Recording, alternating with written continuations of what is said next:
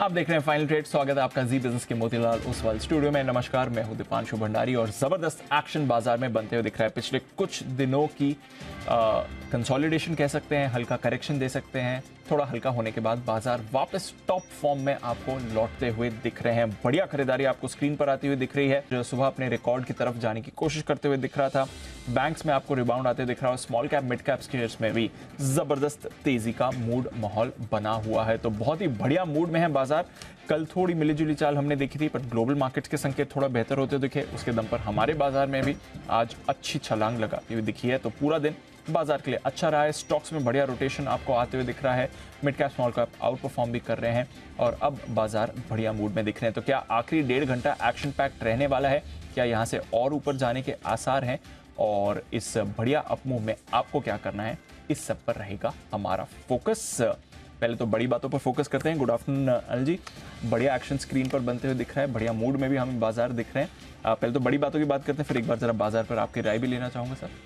कौन सा good afternoon? Very very good afternoon. हाँ, बड़े दिनों बाद तो वेरी वेरी गुड आफ्टरनून आया कि मतलब जहाँ मतलब हैं, खड़े हैं, दम लगा के खड़े हैं, गिरने का नाम नहीं ले रहे हैं। मतलब और क्या चाहिए मतलब लाइफ में, इससे ज़्यादा बढ़िया मार्केट क्या मिलेगा आपको? Correct, absolutely. तो बढ़िया मार्केट है, फर्स्ट क्लास मार्केट है, कोई दिक्कत वाली बात है नहीं। एकदम परफेक्ट लेवल के आसपास जाकर हम रुक भी रहे हैं और एकदम परफेक्ट लेवल के आसपास आज का हाई और लो ही मैं ढूंढ रहा हूँ। जरा एक बार देख लूँ कि किस तरह का माहौल। निफ्टी 50 ये रहा 19,515, 525 का हाई, लाइफ हाई के आसपास पहुँचे हैं। 19,406 का लो है। तो बिल्कुल 400 और 500 की जो रेंज है उसी रेंज को ट्रेड किया है, तो बिल्कुल परफेक्ट चल रहा है। किया था अच्छा। हाँ बिल्कुल। और निफ्टी बैंक में आ जाइए जरा। निफ्टी बैंक कहाँ है? ये रहा 44,970, ऊपर में 44,140 और 45,140 और 44,925। छोटी रेंज में है, बिल्कुल 45,000 के आसपास वक्त बिताता हुआ। तो ये है अभी तक का माहौल बिल्कुल के लिए। कहाँ से आ रही है मजबूती और कहाँ एक्शन है? ऑटो, एफएमसीजी, फार्मा, ये 3 सेक्टर ऐसे हैं जो मजबूत है। 1 से 1.25% मजबूत है ये तीनों के तीनों sector. Mid cap small cap share गजब के एक्शन में 1 से 1.5% की तेजी। और आज सुबह आपको डेटा के साथ पूरी रिसर्च करके बताया कि क्यों mid cap small cap share भाग रहे थे, भाग रहे हैं और आगे भी भागेंगे। डाउ फ्यूचर्स कुछ खास करने के मूड में है नहीं, शांत है, हरे और लाल निशान के बीच में झूलते हुए। यूरोप में भी कोई खास कारोबार है नहीं। एशिया कमोबेश मजबूत रहा आज के सेशन में, आप देख ही चुके हैं। ये है आपके लिए कुल मिलाकर अभी तक का रुझान पूरा का पूरा। और आज सुबह की स्ट्रैटेजी में आपने कहा भी था, इन लेवल्स पर खरीद लीजिए, डिप मिले तो और ऐड करिए। और अगर वो स्ट्रैटेजी फॉलो करी होगी तो अच्छी मूव मिली। लाइफ हाई से ज़्यादा दूर नहीं रहे, डिप अच्छा मिला। हालांकि रेंज में ही है, बट उस रेंज में आपको ज़्यादातर ऊपर ही मिला। तो सुबह के डिप के बाद ऐसे कोई बड़ी गिरावट के मौके लग नहीं रहा था, इसीलिए दीप जनरली नहीं तो हम गैप से खुलने के बाद खरीदने की राय कम ही देते हैं कि 425 पे आप खुल रहे तो फिर लेकिन जो डिप पे खरीदने का इरादा था और इसीलिए आपको ज़्यादा मिला नहीं। 45,000 के आसपास खुलकर आप 44,925 की बात थी, एग्जैक्ट 44,925 का लो बनाया है। 19,375, 19,400 के आसपास खरीदने की बात है। 19,400 का एग्जैक्ट लो बनाया है, लेकिन आप एग्जैक्ट लो ना पकड़ पाए हों तो कम से कम आपने एंट्री की, तो वहां पर प्रॉफिट। अब क्या करना है बचे हुए समय के लिए, वो इंपॉर्टेंट है जी। पहली चीज तो एक फ्रेश खरीदारी जो अब आपको करनी है वो 19,525 के ऊपर ही करनी है, अभी नहीं करनी। अब नहीं लेंगे, अब नहीं लेंगे। अब 425 400 पे ही लेंगे। यहाँ से 50-75 पर नीचे आएगा तो लेंगे, नहीं तो नहीं लेंगे। Got it. या 525 के ऊपर टिक जाए, नया हाई बनाएगा तब लेंगे। दो में से एक चीज क्लियर है। ठीक है। बैंक निफ्टी 44,750, 44,850 अच्छी रेंज है, अगर मिलेगा तो वहां पर पक्का लेंगे। 45,000 के आसपास वेट एंड वॉच है। ऊपर में 45,175, 225 की जो पहली रेंज थी उसके पहले से ही घूम गया, लेकिन हम बेचने के लिए भी उस रेंज का इंतजार करेंगे, उसके पहले नहीं बेचेंगे। अच्छा। लेवल से ही लेना है, लेवल से बेचना है। 45,000 के आसपास कुछ नहीं करना, आपने करना ही नहीं, कुछ कोई जरूरी नहीं कि करना जरूरी है। तो अब आने दो अपनी लेवल पे, रेंज में जब आएगा उसके बाद तो आराम से बचे हुए 1.5 घंटे में 2 चीजें करनी है। पहली चीज तो इंतजार, ठीक है, और दूसरी चीज बायस रखना है पॉजिटिव साइड पर। अगर आप एक तरफा ट्रेड करना जानते हैं, भाई मेरे को तो वो लेके ही ट्रेड, ज़्यादातर लोगों की यही समस्या है। 80% लोग, 90% लोग खाली लेना जानते हैं, बेचना नहीं जानते। ठीक है ना, तो अगर लेना ही जानते तो मेरे लेवल पे आएगा तो लूंगा और बाय ऑन डिप से, और जिसको बेचना है वो भी लेवल का इंतजार करें। तीसरी चीज, अगर इंडेक्स में ट्रेड नहीं बन रहा है जबरदस्ती ना करें, स्टॉक्स में बनेंगे, बन रहे हैं वहां पर फोकस कर लें। फॉर एग्जाम्पल आज जैसे डिफेंस है, अब आपको पता है 13-14 को डिफेंस को लेकर बड़े डेवलपमेंट हो रहे हैं, जा रहे हैं, तो आपको मालूम है सेक्टर रोटेशन में आया है।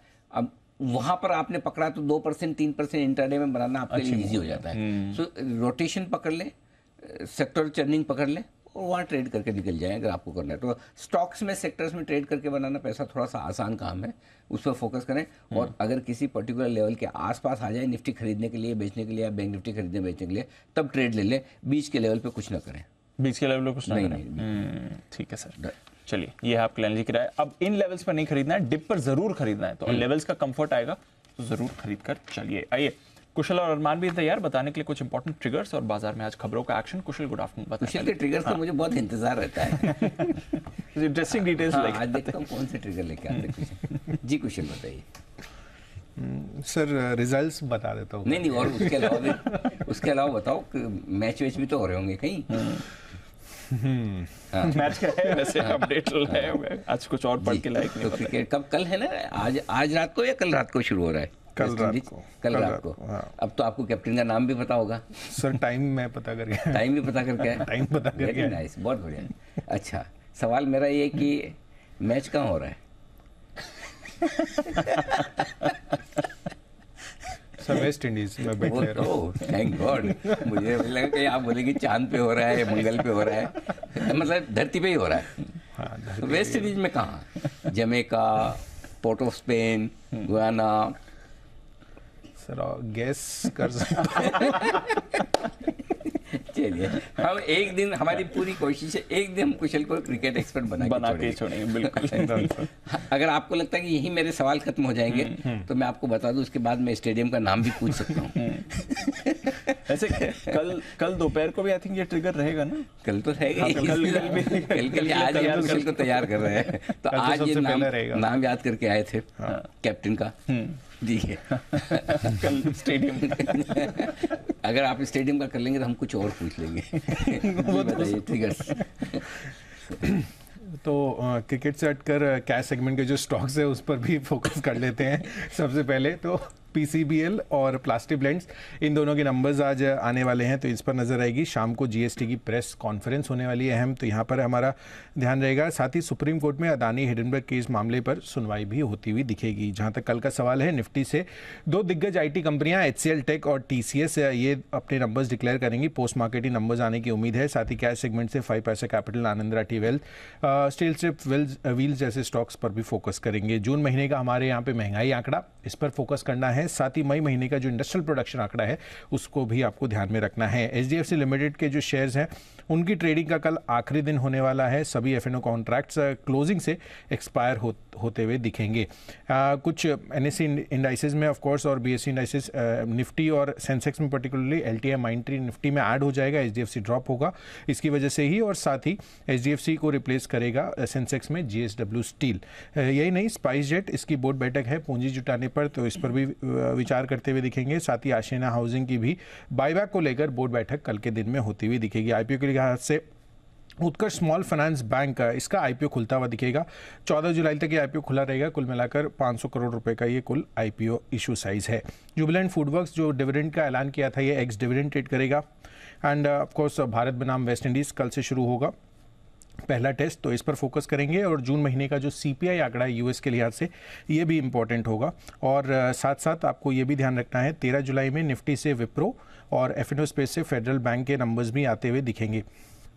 कैश सेगमेंट से एंजल वन, बंसाली इंजीनियरिंग और साथ ही टाटा मेटालिक्स के नंबर्स पर फोकस रहेगा। साथ ही IKO lighting 50% anchor lock in इसका खत्म हो जाएगा। टाइटन एक्स डिविडेंड हो जाएगा।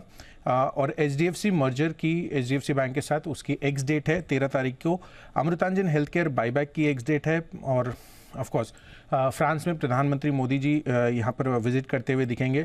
इंपॉर्टेंट डिफेंस से जुड़े हुए और डिसीजंस भी लिए जा सकते हैं, तो 13 और 14 जुलाई को ये दौरा उनका रहेगा। जून महीने का PPI आंकड़ा US के लिहाज से इंपॉर्टेंट होगा। UK का GDP आपके सामने डेटा आएगा। और साथ ही जो मॉनेटरी पॉलिसी मीटिंग हुई थी ECB की, उसके डिटेल्स भी पब्लिश होते हुए नजर आएंगे। तो काफ़ी सारा ग्लोबल एक्शन आपके सामने आएगा अगले 3 दिनों में। और साथ ही डिफेंस की बात करिए आपने, तो डिफेंस स्टॉक्स पर रखिए नज़र। कुछ बढ़िया ऑर्डर्स आने की संभावना है, कुछ बढ़िया ऑर्डर्स ऑलरेडी आ भी चुके हैं। तो आइए थोड़ा आज की खबरें भी हैं, अन्य स्टॉक्स भी जो फोकस में, वो भी जान लेते हैं एक बार। अरमान, गुड आफ्टरनून, बताइए। जी गुड आफ्टरनून। नतीजों के साथ स्टार्टिंग करते हैं, जिसमें आप एलोकॉन इंजीनियरिंग, यहाँ पर अगर आप नतीजे देखें, मुनाफा 42 करोड़ से बढ़कर लगभग 73 करोड़ के आसपास आता हुआ दिखा है। मार्जिन्स में आपको अच्छी खासी बढ़ोतरी दिखेगी, 19.8% से बढ़कर 24.1% के आसपास आते हुए दिखे हैं। एंटनी वेस्ट हैंडलिंग, यहाँ पर अगर आप Q1 का अगर आप कुल ऑपरेटिंग आय देखेंगे, यहाँ पर 15% जो है वहाँ पर अपडेट जो है बढ़कर आती हुई दिखी है। FPIs के लगातार अगर आप देखें, अब जो शेयर होल्डिंग्स अपडेट आ रहे हैं, जिसमें सबसे पहले सुलामान यार्ड की बात करें तो Q1 FY24 में FPI ने यहाँ पर हिस्सेदारी बढ़ाई है, 5.86% से बढ़ाकर 6.78% कर दी है। GM ब्रेवरीज, यहाँ पर भी उन्होंने यहाँ पर अगर आप देखें हिस्सेदारी घटाई है, उन्होंने 1.67% से गिरा कम कर 0.3% के आसपास कर दी है। और जायडस लाइफ साइंस की बात करें तो यहाँ पर उन्होंने थोड़ी यहाँ पर भी हिस्सेदारी बढ़ाई है, 3.42% से बढ़ाकर 4% कर दी है। अब खबरों पर आ जाते हैं। खबरों में सबसे पहले आपको टाटा ग्रुप पर ध्यान रखना है, क्योंकि टाटा ग्रुप ये ब्लूमबर्ग के हवाले से खबर आती हुई दिखी है, क्योंकि टाटा ग्रुप एप्पल एनसी के सप्लायर का अधिग्रहण कर सकती है, जो कि अगर आप देखें विस्ट्रॉन कॉर्प की जो फैक्ट्री है उसका जो है अधिग्रहण कर सकती है। डीसीबी बैंक, यहाँ पर मैक्स लाइफ ने बैंक के साथ जो है करार किया है, लाइफ इंश्योरेंस सॉल्यूशंस के लिए कंपनी का बैंक जो है करार करते हुए दिखे हैं। एलएनटी, यहाँ पर अमेरिकन नेवी के साथ इन्होंने जो है करार किया है, ये मास्टरशिप रिपेयर एग्रीमेंट जो है वो करते हुए दिखे हैं। कई सारे ऑर्डर विन्स हैं, जिसमें मिंडा कॉप कंपनी को लगभग 750 करोड़ के ऑर्डर मिले हैं, ये ईवी बैटरी चार्जर के लिए ऑर्डर मिलते हुए दिखे हैं। प्रेमर एक्सप्लोजिव्स, यहाँ पर रक्षा मंत्रालय से लगभग 550 करोड़ के ऑर्डर मिलते हुए दिखे हैं। जेनटेक, यहाँ पर इनको कंपनी को 340 करोड़ के ऑर्डर मिलते हुए दिखे हैं। और कई सारी ब्लॉक डील्स है, जिसमें Vedanta 5 lakh share, GAIL 10 lakh, EaseMyTrip 18 lakh, RBL bank 10 lakh और एबी फैशन भी 10 लाख शेयरों के कई सौदे किए गए। ओके, तो ये है ढेर सारी खबरें जिनके दम पर आज दिखेगा आपको एक्शन इन सारे स्टॉक्स में। आइए इसी एक्शन को बढ़ाते हैं आगे। एक्सपर्ट्स का दमदार पैनल है हमारे साथ तैयार और पहला व्यूल है हिमांशु जी के लिए। Hitman Himanshu.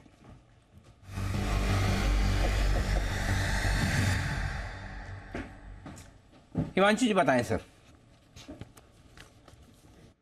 Very good afternoon to you Anil ji, good afternoon everyone. Anil ji, खरीदारी करनी है आईडीएफसी फर्स्ट बैंक में। 82 रुपये 10-20 पैसे के आसपास के करंट लेवल्स हैं, यहाँ पे खरीदारी करके चलने की सलाह रहेगी। 81 यानी कि 81 रुपये के नीचे का स्टॉप लॉस मेंटेन करना है। अपसाइड में 85.5 85 रुपये 50 पैसे का पहला टारगेट और 87 यानी कि 87 रुपये का दूसरा टारगेट आईडीएफसी फर्स्ट बैंक में आता हुआ नजर आ सकता है। अनिल जी, लगातार आउट परफॉर्मेंस इन दोनों ही आईडीएफसी ट्विंस में देखने को मिल ही रही है। कुछ दिनों पहले आईडीएफसी फर्स्ट बैंक का जो कुछ कॉर्पोरेट अनाउंसमेंट देखने को मिला था, उसके बाद स्टॉक में थोड़ा सा एक नीजर रिएक्शन दिया था, लेकिन उसके बाद तब से लेकर आज तक जिस तरह का प्राइस पैटर्न यहाँ पर बनता हुआ नजर आ रहा है, मेरा मानना है कि यहाँ पर जो स्ट्रेंथ है वो एक्सटेंड होती हुई नजर आ सकती है और अभी भी स्टॉक में तेजी बनती हुई नजर आ सकती है। तो आईडीएफसी फर्स्ट बैंक में खरीदारी करके चलने की सलाह है। ओके, तो आईडीएफसी फर्स्ट बैंक ये है वो स्टॉक्स जहां पर राय आपके लिए खरीदारी की आती दिख रही है। आइए बिगुल वागले साहब के लिए वागले का वंडर।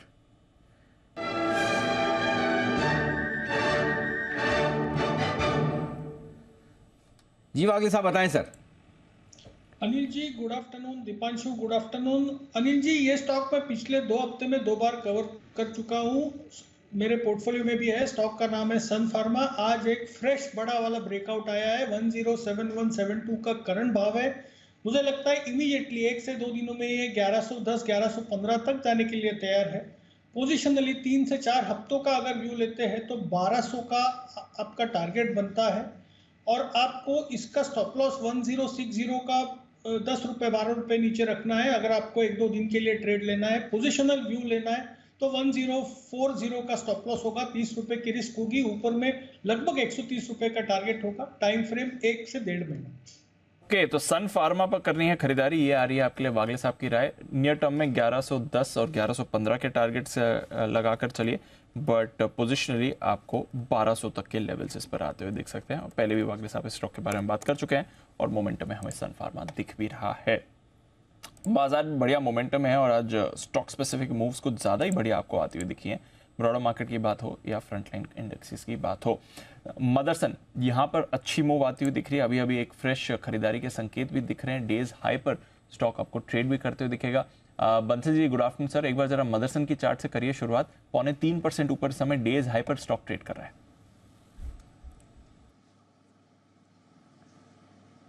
दीपांशु, बेहतरीन टेक्निकल स्ट्रक्चर है। जिस तरीके का टेक्निकल स्ट्रक्चर है, बिल्कुल जिनके पास है बने रहना चाहिए। और एक ब्रेकआउट देखने को मिल रहा है दीपांशु, 90 रुपीज़ के ऊपर एक ब्रेकआउट स्टॉक का ऑलरेडी हुआ है, तो इन स्तरों पर खरीदारी की भी राय है। और 90 रुपये के नीचे का स्टॉप लॉस लगाना चाहिए। और टेक्निकली 98 99 पहला टारगेट बैठता है, तो इन स्तरों पर संवर्धना मदरसन में खरीदारी की राय है। मदरसन में खरीदारी की राय आ रही है। स्टॉक भी आपको अच्छे मोमेंटम में दिख रहा है, तो खरीदारी तो हो ही रही है बाजार में और स्टॉक्स का मोमेंटम भी बढ़िया है। HAL हिंदुस्तान एरोनॉटिक्स, आज सुबह सुमित जी की तरफ से पिक ऑफ द डे में इसकी बात भी करी गई थी। सुमित जी, डिफेंस स्टॉक्स का तो आज दिन भी है सर, और जो दोनों टारगेट सुबह आपने बात करी थी हिट हो गए हैं। इनफैक्ट आपके दूसरे टारगेट के ऊपर अभी स्टॉक ट्रेड कर रहा है। बताएं सर क्या करना है इसमें, अगर पोजीशन ली हुई है तो क्या करें, और फ्रेश राय क्या होगी इस समय? दीपांशु, ट्रेलिंग स्टॉप लॉस लगा के पोजीशंस को होल्ड करें। HAL में अभी और मूव बाकी है। 3900 के ऊपर आज ये क्लोजिंग दे रहा है, तो 4000 प्लस के लेवल HAL में ऊपर में देखने को मिलेंगे। तो ट्रेलिंग स्टॉप लॉस लगाएं, पोजीशंस होल्ड करें। अभी और ऊपर का मूव आएगा इस हफ्ते में। 4000 और 4000 का लेवल टूटने के बाद 4200 रुपए तक के लेवल HAL में देखने को मिल सकते हैं। 4200 के लेवल्स की बात कर रहे हैं HAL पर सुमित जी, और डिफेंस स्टॉक्स में तो आपको बढ़िया मोमेंटम भी आते हुए दिख रहा है, खरीदारी भी अच्छी इस समय होती हुई दिख रही है। खरीदारी आपको और होती हुई दिख रही है कुछ और काउंटर्स में भी। सीमेंस की सुबह बात करी थी, रखिएगा नजर, 2.5% ऊपर एक काउंटर इस समय ट्रेड कर रहा है, तो और फ्रेश मूव इस पर आई है। बट एक जबरदस्त ब्रेकआउट आया है टाटा कम्युनिकेशंस में। सुबह हमारे रेडार पर था भी, खबरें भी हैं इनकी। वो जो फ्रांस की यूनिट थी उसमें बाकी हिस्सेदारी खरीद कर 100% सब्सिडी बना रहे हैं, बट जो आज मूव आई है वो काफी बढ़िया रही है। कुणाल जी, आज की मूव जरा बताएं। टाटा कम्युनिकेशंस की 6% ऊपर आए। रिसेंट करेक्शन कंसोलिडेशन में जितना फिसला था सब इसने 2 दिन में रिक्लेम कर लिया है। अब क्या व्यू बनता है सर टाटा कॉम पे? भाई देखिए दीपांशु, सुपर चार्ट है अनिल जी का, इस पे लगातार कन्विक्शन बना हुआ है। स्टॉक में हमने ज़बरदस्त अप मूव देखा है, मैंने और राकेश जी ने भी इसको नीचे के स्तरों पर रेकमेंड किया, उसके बाद ज़बरदस्त तेज़ी बनी। एक बुलिश फ्लैग पैटर्न हाल के दिनों में, पिछले कुछ दिनों में स्टॉक में तैयार हुआ है, जिसका ब्रेकआउट आज के ट्रेड में आता हुआ दिख रहा है। तो आज इसमें नए खरीदारी के मौके हैं, और जिनके पास पहले की पोजीशन है, अब एक स्टॉप लॉस 1560 के आसपास रिवाइज स्टॉप लॉस रखें। 1560 के स्टॉप लॉस से मुझे लगता है होल्ड करना चाहिए, और बड़ा अपसाइड स्टॉक पे मुमकिन है। फिबोनाची का इस्तेमाल करके अगर आप लक्ष्य निकालते हैं तो वो 1800 रुपए के टारगेट्स आते हैं, तो मुझे लगता है वो लेवल्स भी इसमें आते हुए दिख सकते हैं। होल्ड करने की राय। ओके, तो होल्ड करने की राय है। टाटा कम्युनिकेशंस पर नजर रखिए। स्टॉक में भी आपको अच्छी तेजी बन रही है। हमारे तो अनिल जी कन्विक्शन लिस्ट में भी रहा है, काफी टाइम से रहा है, बट अभी रिसेंटली जब 1200-1250 से मूव शुरू हुई थी तब भी हम इसकी लगातार बात कर रहे थे। थोड़ी मुनाफा वसूली भी आई रिसेंटली 1650 के लेवल से, बट वापस उन्हीं पर आपको आते दिख रहा है 2 दिन की तेजी में सर। दीप, मैं बार बार ये कहता हूँ कि अगर ये स्टॉक किसी दिन लाइफ में निफ्टी में नहीं आया तो इसका जन्म लेना ही बेकार है साहब जी। वो कहते हैं ना कि भाई तू आए क्यों दुनिया में, अगर तूने ये काम नहीं किया तो। इस कंपनी में उतना पोटेंशियल है। अब ये पोटेंशियल के मुकाबले में कितना एग्जीक्यूशन कर पाते हैं वो वाले डेटा, इंटरनेट, जो फ्यूचर के सारे बिजनेसेस है, एकदम सही स्पेस में है, सही पेरेंटेज है। पुरानी छोटी मोटी जो सारी समस्याएं थी वो दूर हो चुकी है। सर।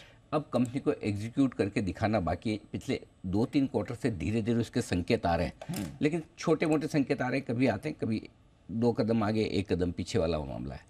एक बार मार्केट को पूरा कॉन्फिडेंस आ गया कि ये कंपनी उस हिसाब से डिलीवर करेगी जो आप सोच रहे हैं, मुझे लगता है कि इवेंचुअली फिर इस स्टॉक को 4-5 हज़ार रुपये होना चाहिए, और फिर इसको आना चाहिए निफ्टी में। वो आज और कल में नहीं होगा, साल 2 साल में भी नहीं होगा, नेचुरली वक्त लगेगा, लेकिन वो पोटेंशियल है स्टॉक में। अच्छा।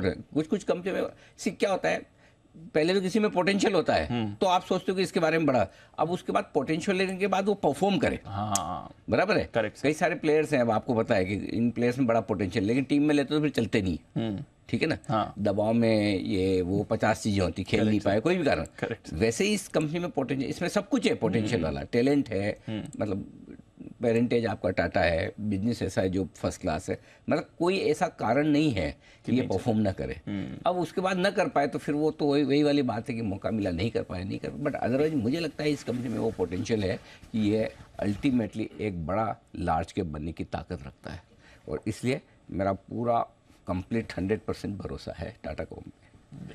हर डिप पे खरीदना चाहिए आपको, हर डिप पे खरीदना चाहिए, इसमें कोई डाउट ही नहीं। और है पोर्टफोलियो में तो अपना तो आजकल एक ही फॉर्मूला नहीं, जल्दी बेचना मत। हाँ। 9% बढ़ाया, 6% बढ़ाया, आज बेच दूँ, इतना बढ़ गया, 100 रुपये बढ़ गया, ऐसे बेच देंगे तो कभी बड़ा पैसा बनेगा नहीं। कभी कभी मार्केट बड़ा पैसा बनाने का टाइम देता है, लूटो पूरा फायदा उठा। हाँ, मतलब पूरा वो भरपेट आपको प्रसाद खाना खाने को मिल रहा है, खाली एक हाथ में प्रसाद लेके मत निकल जाओ। Correct sir. है ना, बाहर लंगर भी लगा है, मंदिर के बाहर खाना भी खिलाया जा रहा है, पूरा भरपेट खा के जाओ जब मिल रहा है तो।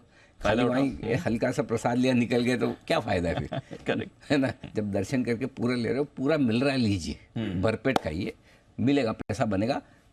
पेशेंस चाहिए, थोड़ा बहुत ऊपर नीचे होता रहे, लॉन्ग टर्म अप्रोच रहनी चाहिए, that's it, simple.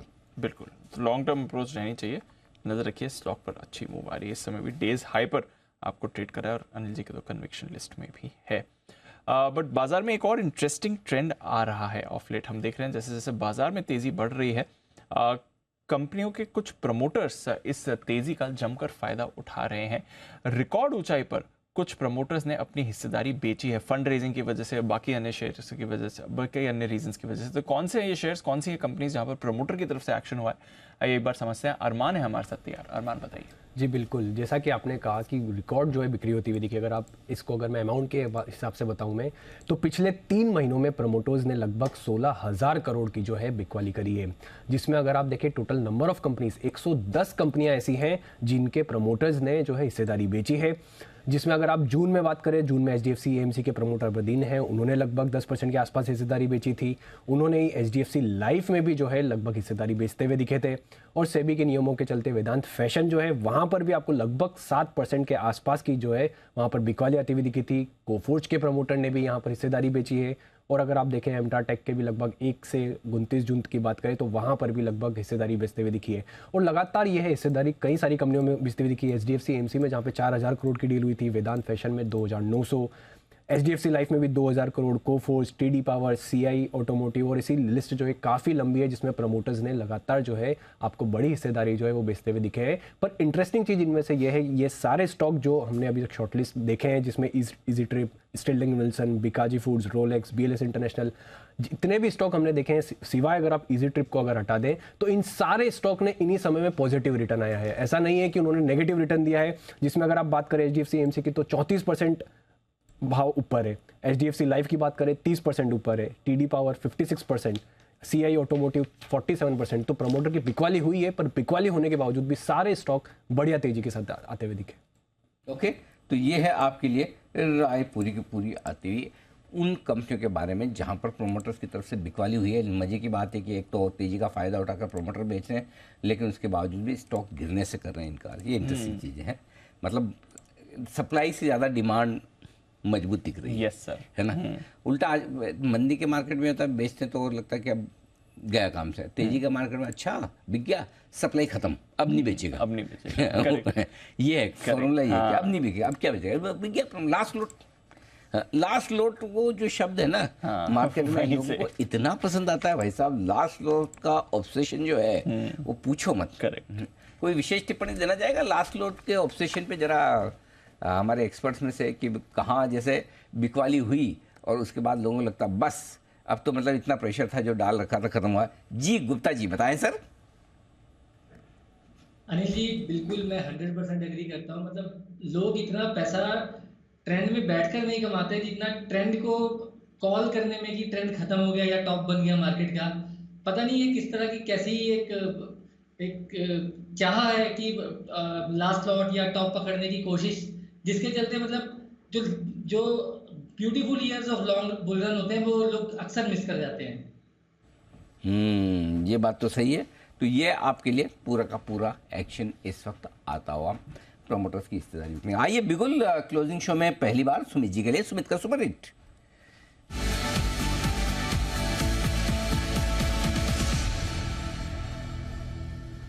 Sumit ji बताएं सर। अनिल जी एक सेल कॉल अभी मेरे रडार पे आया है, स्टॉक का अभी भाव चल रहा है 185। अच्छा 185। हाँ बताओ जी अनिल जी। हाँ। 185 का अभी भाव चल रहा है। स्टॉक का नाम है AB कैपिटल। AB कैपिटल के अंदर सेलिंग प्रेशर है पिछले 6 दिन और आज 7वां दिन। हर रोज इसके अंदर ऊपरी लेवल से दबाव देखने को मिल रहा है। तो एक अच्छी रैली के बाद इसके अंदर थोड़ा प्रॉफिट बुकिंग हो रहा है और यहां से और भी संकेत मिल रहे हैं प्रॉफिट बुकिंग के। तो AB कैपिटल में यहां से दबाव देखने को मिल सकता है। 5 रुपए से लेकर 8 रुपए तक का फॉल ट्रेडिंग के लिहाज से देखने को मिल सकता है। स्टॉक का जो ऊपर में रेजिस्टेंस है 190 के पास है, तो 190 के स्टॉप लॉस से AB कैपिटल में बिकवाली करके चलने का सलाह रहेगा। नीचे के अंदर 179, 176 ये लेवल देखने को मिल सकते हैं। 2-3 दिनों के लिए एबी कैपिटल में बिकवाली करें 190 के स्टॉप लॉस से 179 और 176 के टारगेट्स के लिए। ओके तो यह है आपके लिए एबी कैपिटल 179 176 के टारगेट्स के लिए बिकवाली करके चलनी है। थोड़ा कमजोरी इसमें आती हुई दिख रही है, रोटेशन वाला बाजार है एसेंशली ये इस समय आपको दिखा रहा है। एबी कैपिटल कमजोर है बट आज केमिकल स्टॉक्स की फिर से बटाई हुई है। नवीन फ्लोरिन देखिए 4% नीचे, दीपक नाइट्राइट देखिए 3% नीचे, ये काउंटर है। अतुल देखिए करीब 1.5 से 2% की गिरावट इस पर भी आती हुई दिख रही है। तो एक बार फिर से ये एक स्पेस है जहां पर आपको वीकनेस बनती हुई दिख रही है। एक बार जरा वागले साहब से राय ली जाए। वागले साहब, नवीन फ्लोरिन टॉप लूजर है इस समय वायदा कारोबार का, 4% का कट सर।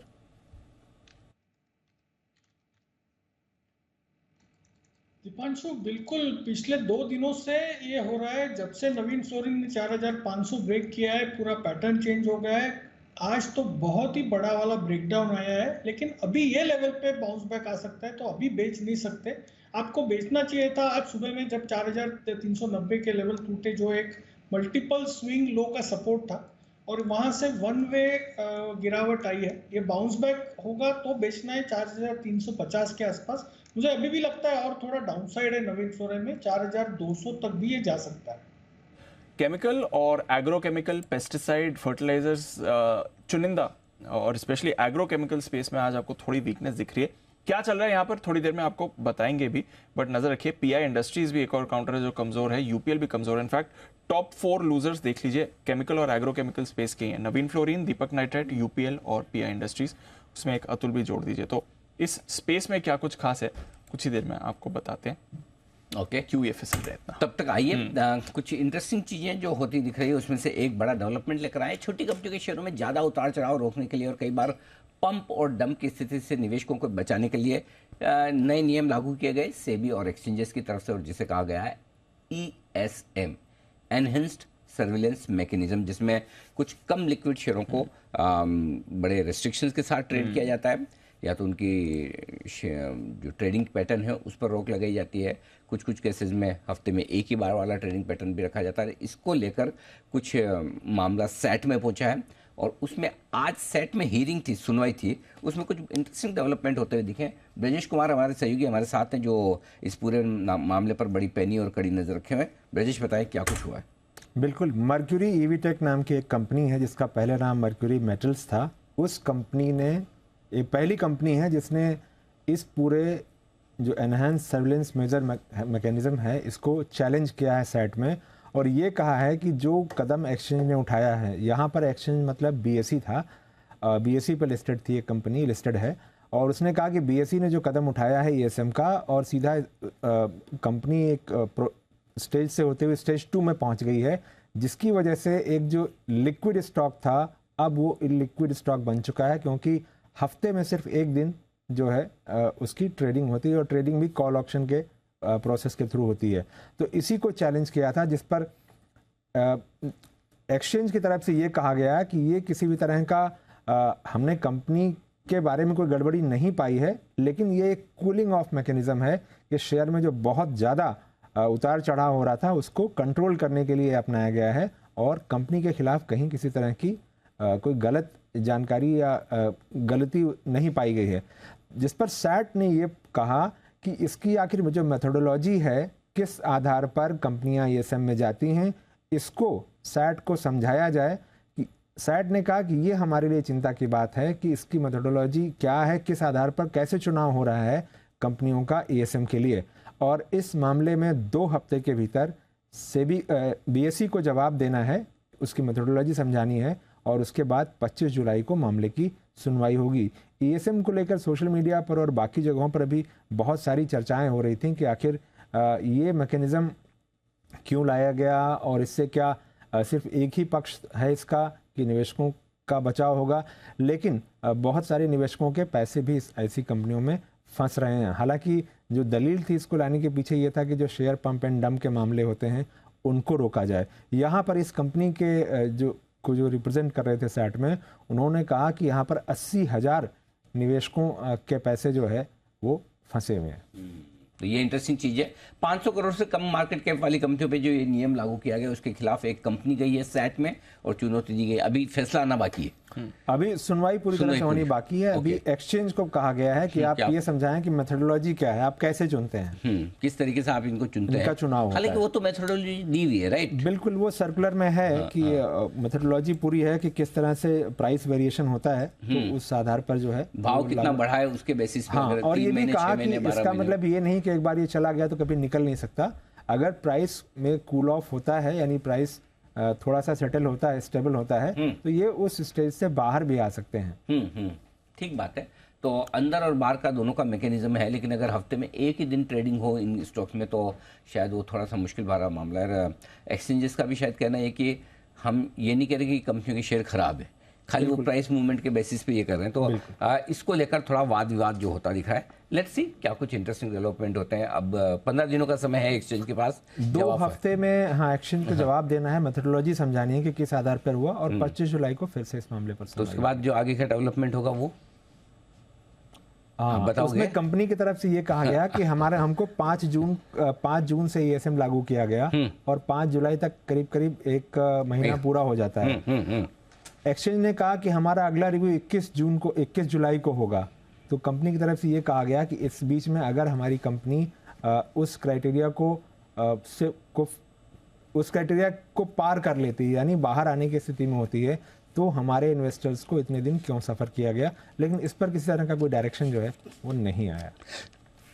चलो, तो बहुत ही बढ़िया। तो ये है आपके लिए ESM को लेकर डेवलपमेंट होता हुआ, क्लैरिटी आनी चाहिए, क्लैरिटी की तैयारी उम्मीद संभावना आपके लिए। आइए 2:30 बजे के लेवल्स मेरे लिए तैयार, लेकिन उससे पहले चेक कर रहे हैं अगर सेठी साहब आ गए हों तो हम तो पहले सेठी साहब को हमेशा प्रेफरेंस देते हैं। बिल्कुल आ गए सेठी साहब का, मेरा टाइम एकदम सेम टू सेम रखा है। ओके, सदाबहार सेठी साहब की short term pics.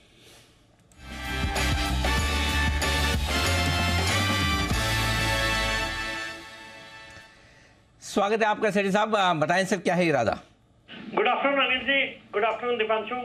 Anil ji, थोड़ी देर पहले पहले अपडेट देना, थोड़ी देर पहले आप और दीपांशु चर्चा कर रहे थे टाटा कम्युनिकेशन की, जो आज 100 रुपये ऊपर है, मतलब 6.5% ऊपर है।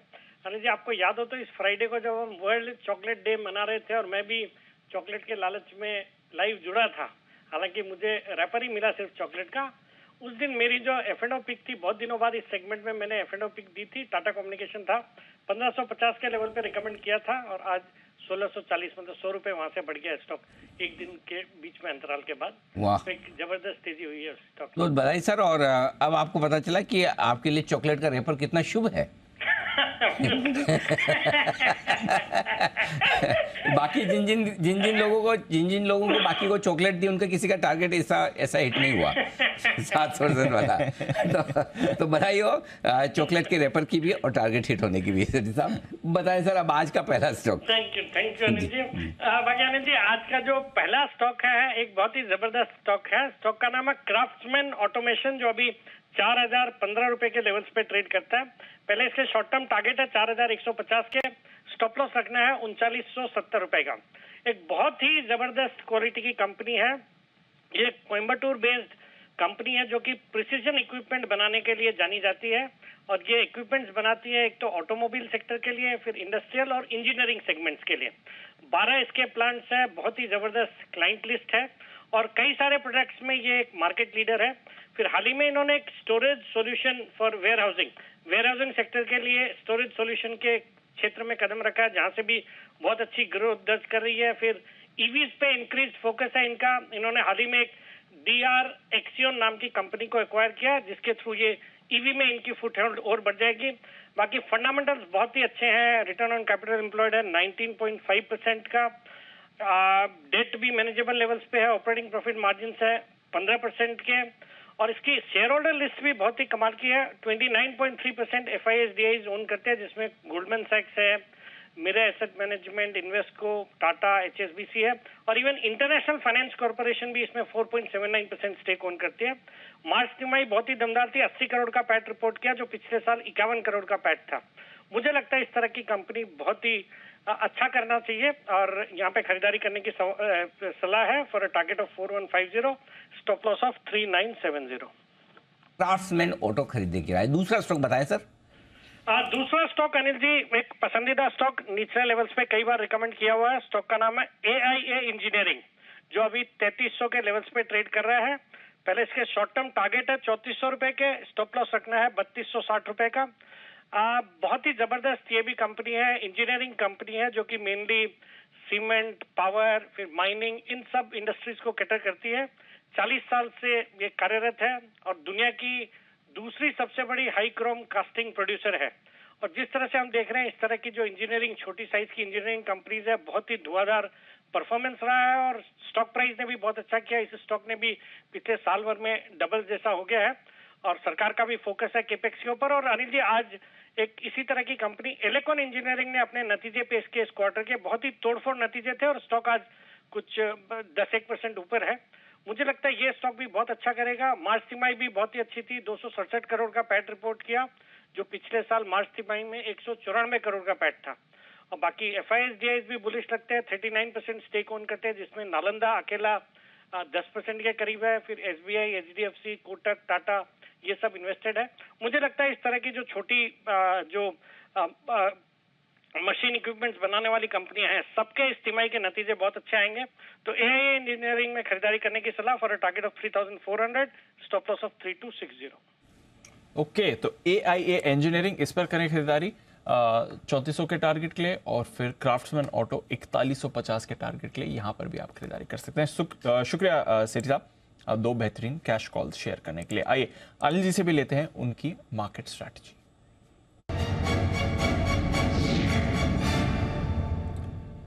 सर, अभी बात करते करते बैंक्स में गिरावट थोड़ी आई है। बैंक निफ्टी नेगेटिव टेरिटरी में आ गया है। शो की शुरुआत में 100 पॉइंट ऊपर था, अब आपको 20 पॉइंट नीचे दिख रहा है। निफ्टी अभी भी गेन्स होल्ड कर रहा है। बैंक्स में थोड़ी गिरावट से निफ्टी 19,450 के लेवल पर आपको आते हुए दिखा है, बट होल्ड कर रहा है। 300 पॉइंट ऊपर सेंसेक्स भी है। ग्लोबल मार्केट्स ठीक दिख रहे हैं। यूरोप में थोड़ा मिला जुला कारोबार है। डाउ करीब 50 पॉइंट नीचे समय ट्रेड कर रहा है। नैस्डैक फ्यूचर्स में आपको हल्की बढ़त दिख रही है। क्या करना है सर, बताइए। तो आप सुबह पूछ भी रहे थे कि वहाँ ऊपर में बेचना है। हाँ, याद है? हाँ, पूछा था। इसको तो पक्का बेचना है, इसको बोलना है। हाँ, और लाइफ हाई बनाएगा तो पहले निफ्टी बनाएगा, बैंक निफ्टी को टाइम लगेगा। तो बैंक निफ्टी में अभी भी जो मजबूती चाहिए वो मिल नहीं रही जी। करेक्ट, अभी भी थोड़ा मामला ढीला है। इन यानी केस, चलो पहले मैं आपको डेटा बता दूं और बता दूं कि क्या करना है जी। 19,400 के नीचे बंद नहीं होंगे, ये इत्मीनान आप रख सकते हैं। अभी तक डेटा ये बता रहे हैं 19,400 के पुट पर 1,33,00,000 शेयरों का ओपन इंटरेस्ट है, हाईएस्ट है। 19,500 के ऊपर बंद नहीं होंगे, ये भी आपको भरोसा रहना चाहिए, क्योंकि 1,23,00,000 शेयरों का ओपन इंटरेस्ट कॉल्स में वहाँ पर है। एक ही चीज़ डीप इंटरेस्टिंग दिख रही है। अब इसको तेजी का तरफ माने या मंदी की तरफ, थोड़ा कन्फ्यूजन है। ये 19,500 के ऊपर निकल कर आप टिके नहीं आज। 19,513 का हाई वाली बनाया है, राइट, टिके नहीं। लेकिन 19,500 के पुट पर ऑलरेडी 1,05,00,000 शेयर जुड़ चुके हैं। और अगर आप 3 बजे तक 19,500 के नीचे बने रहते हैं, जैसा अभी 19,400 है, तो थोड़ी सी अनवाइंडिंग होने का खतरा आज आपके लिए हो सकता है, क्योंकि डाउ फ्यूचर्स आपको सपोर्ट कर नहीं रहे। 4 में से 3 दिन घटे हैं, कल ही बढ़े खाली, ठीक है। और कल आने वाले अमेरिका में महंगाई के बड़े आंकड़े, उससे पहले अब मतलब आज रात को आएंगे, कल आएंगे, हाँ, तो परसों। तो उससे पहले थोड़े डाउ फ्यूचर्स ठंडे हैं। सो इसलिए जब ऑलरेडी 19,500 एक बड़ा रुकावट वाला लेवल दिख रहा है दोनों पोजीशन पुट और कॉल में जो बनी है। सो ऊपर 19,500 525 है, नीचे 19,400 के आसपास सपोर्ट है। ये आपके लिए बचे हुए समय के लिए, और इसी के बीच में आपको बंद होना है। ज़्यादा संभावना है कि फिर आप 19,450 के आसपास बंद हो जाए। ये आपको डेटा दिखा रहे हैं। बैंक निफ्टी में नीचे में ऊपर और नीचे में एक ही लेवल इंपॉर्टेंट है, 45,000। पुट और कॉल दोनों पर हाईएस्ट ओपन इंटरेस्ट 45,000 पर ही है, और 45,000 के नीचे आप ट्रेड करें आखिरी 1 घंटे में जाने से पहले। अगला सपोर्ट जो है वो 44,800 के आसपास है, 33,00,000 शेयर है। तो आई थिंक फ्रेश कमजोरी 44,700 के नीचे शुरू होगी और फ्रेश मजबूती 45,200। तो इस 500 पॉइंट के रेंज में बैंक निफ्टी करेगा टाइम पास। तो 44,700 44,800 के रेंज में थोड़ा खरीदा जा सकता है, थोड़ा, ज़्यादा नहीं, बिल्कुल थोड़ा। अच्छा, हाँ, ज़्यादा नहीं। और 44,925 45,000 आए तो थैंक यू। ऊपर में 45,175 45,200 225 के आसपास अगर आ जाए गलती से, अब तो मुश्किल लगता है, तो वहाँ शॉर्ट करना है आराम से। नीचे 45,000 आ जाए तो वापस काट लो। तो 45,000 आपके लिए एक वो मिडल वाला लीडर है, गॉट इट, पेंडुलम वो लेवल हो गया। तो हाँ। शांति बनाए रखें, ज़्यादा कुछ करने का ऐसा है नहीं। नीचे सपोर्ट रेंज के आसपास बैंक निफ्टी आ रहा है, हल्की खरीदारी वहाँ कर सकते हैं। 19,400 के करीब निफ्टी आए, हल्की खरीदारी वहाँ कर सकते हैं। 19,500 के करीब आए निफ्टी, प्रॉफिट बुकिंग करिए। 45,000 के आसपास लॉन्ग पोजीशन छोड़िए, 45,125 45,200 में शॉर्ट करिए। ये स्ट्रेटेजी के साथ आराम करिए, इंतजार करिए। गॉट इट सर, बहुत क्रिस्टल क्लियर लेवल से, बस यही करना है। और आइए बढ़ते आगे, तब तक किसी की तरफ से बिगुल की फरमाइश नहीं, तो आइए एक बड़ी और एक्सक्लूसिव खबर की तरफ बढ़ते आगे। हमारे संवाददाता तरुण शर्मा, तरुण हमारे साथ है इस वक्त, बड़ी खबर लेकर आए हैं हमारे पास साथ। आइए चलते हैं तरुण के पास, जानते हैं। तरुण बताइए क्या है बड़ी खबर आपके पास? ये खबर जो है सर वो श्री सीमेंट को लेकर है। श्री सीमेंट एक बार फिर इन्वेस्टिगेशन एजेंसीज के रडार पर आ गया है और मिनिस्ट्री ऑफ कॉर्पोरेट अफेयर्स ने श्री सीमेंट के खिलाफ इंस्पेक्शन का ऑर्डर कर दिया है। इनकम टैक्स के बाद मिनिस्ट्री ऑफ कॉर्पोरेट अफेयर्स भी हरकत में आ गया और श्री सीमेंट के खिलाफ उन्होंने इंस्पेक्शन का ऑर्डर किया है। जो हमारे सोर्सेज हैं वो ये बता रहे हैं कि जो श्री सीमेंट के खिलाफ इंस्पेक्शन का ऑर्डर हुआ है उसमें मेजर रीज़न जो है वो रिलेटेड पार्टी ट्रांजेक्शन और कंपनी में कॉर्पोरेट गवर्नेंस और इनकम टैक्स की जो फाइंडिंग्स हैं उसको देखते हुए मिनिस्ट्री ऑफ कॉर्पोरेट अफेयर्स ने इंस्पेक्शन का ऑर्डर किया है और जल्द ही कंपनी को जो है वो मिनिस्ट्री ऑफ कॉर्पोरेट अफेयर्स का कहें कि कम्युनिकेशन मिल जाएगा। लेकिन जब हमने कंपनी के ऑफिसर से बात करने की कोशिश करी, कंपनी को मेल किया, तो जी बिज़नेस को अभी तक ना तो कंपनी के किसी ऑफिसर ने जवाब दिया और ना ही मेल का जवाब दिया। लेकिन एक बार फिर श्री सीमेंट इन्वेस्टिगेशन एजेंसीज के रडार पर है और मिनिस्ट्री ऑफ कॉर्पोरेट अफेयर्स ने श्री सीमेंट के खिलाफ इंस्पेक्शन ऑर्डर किया।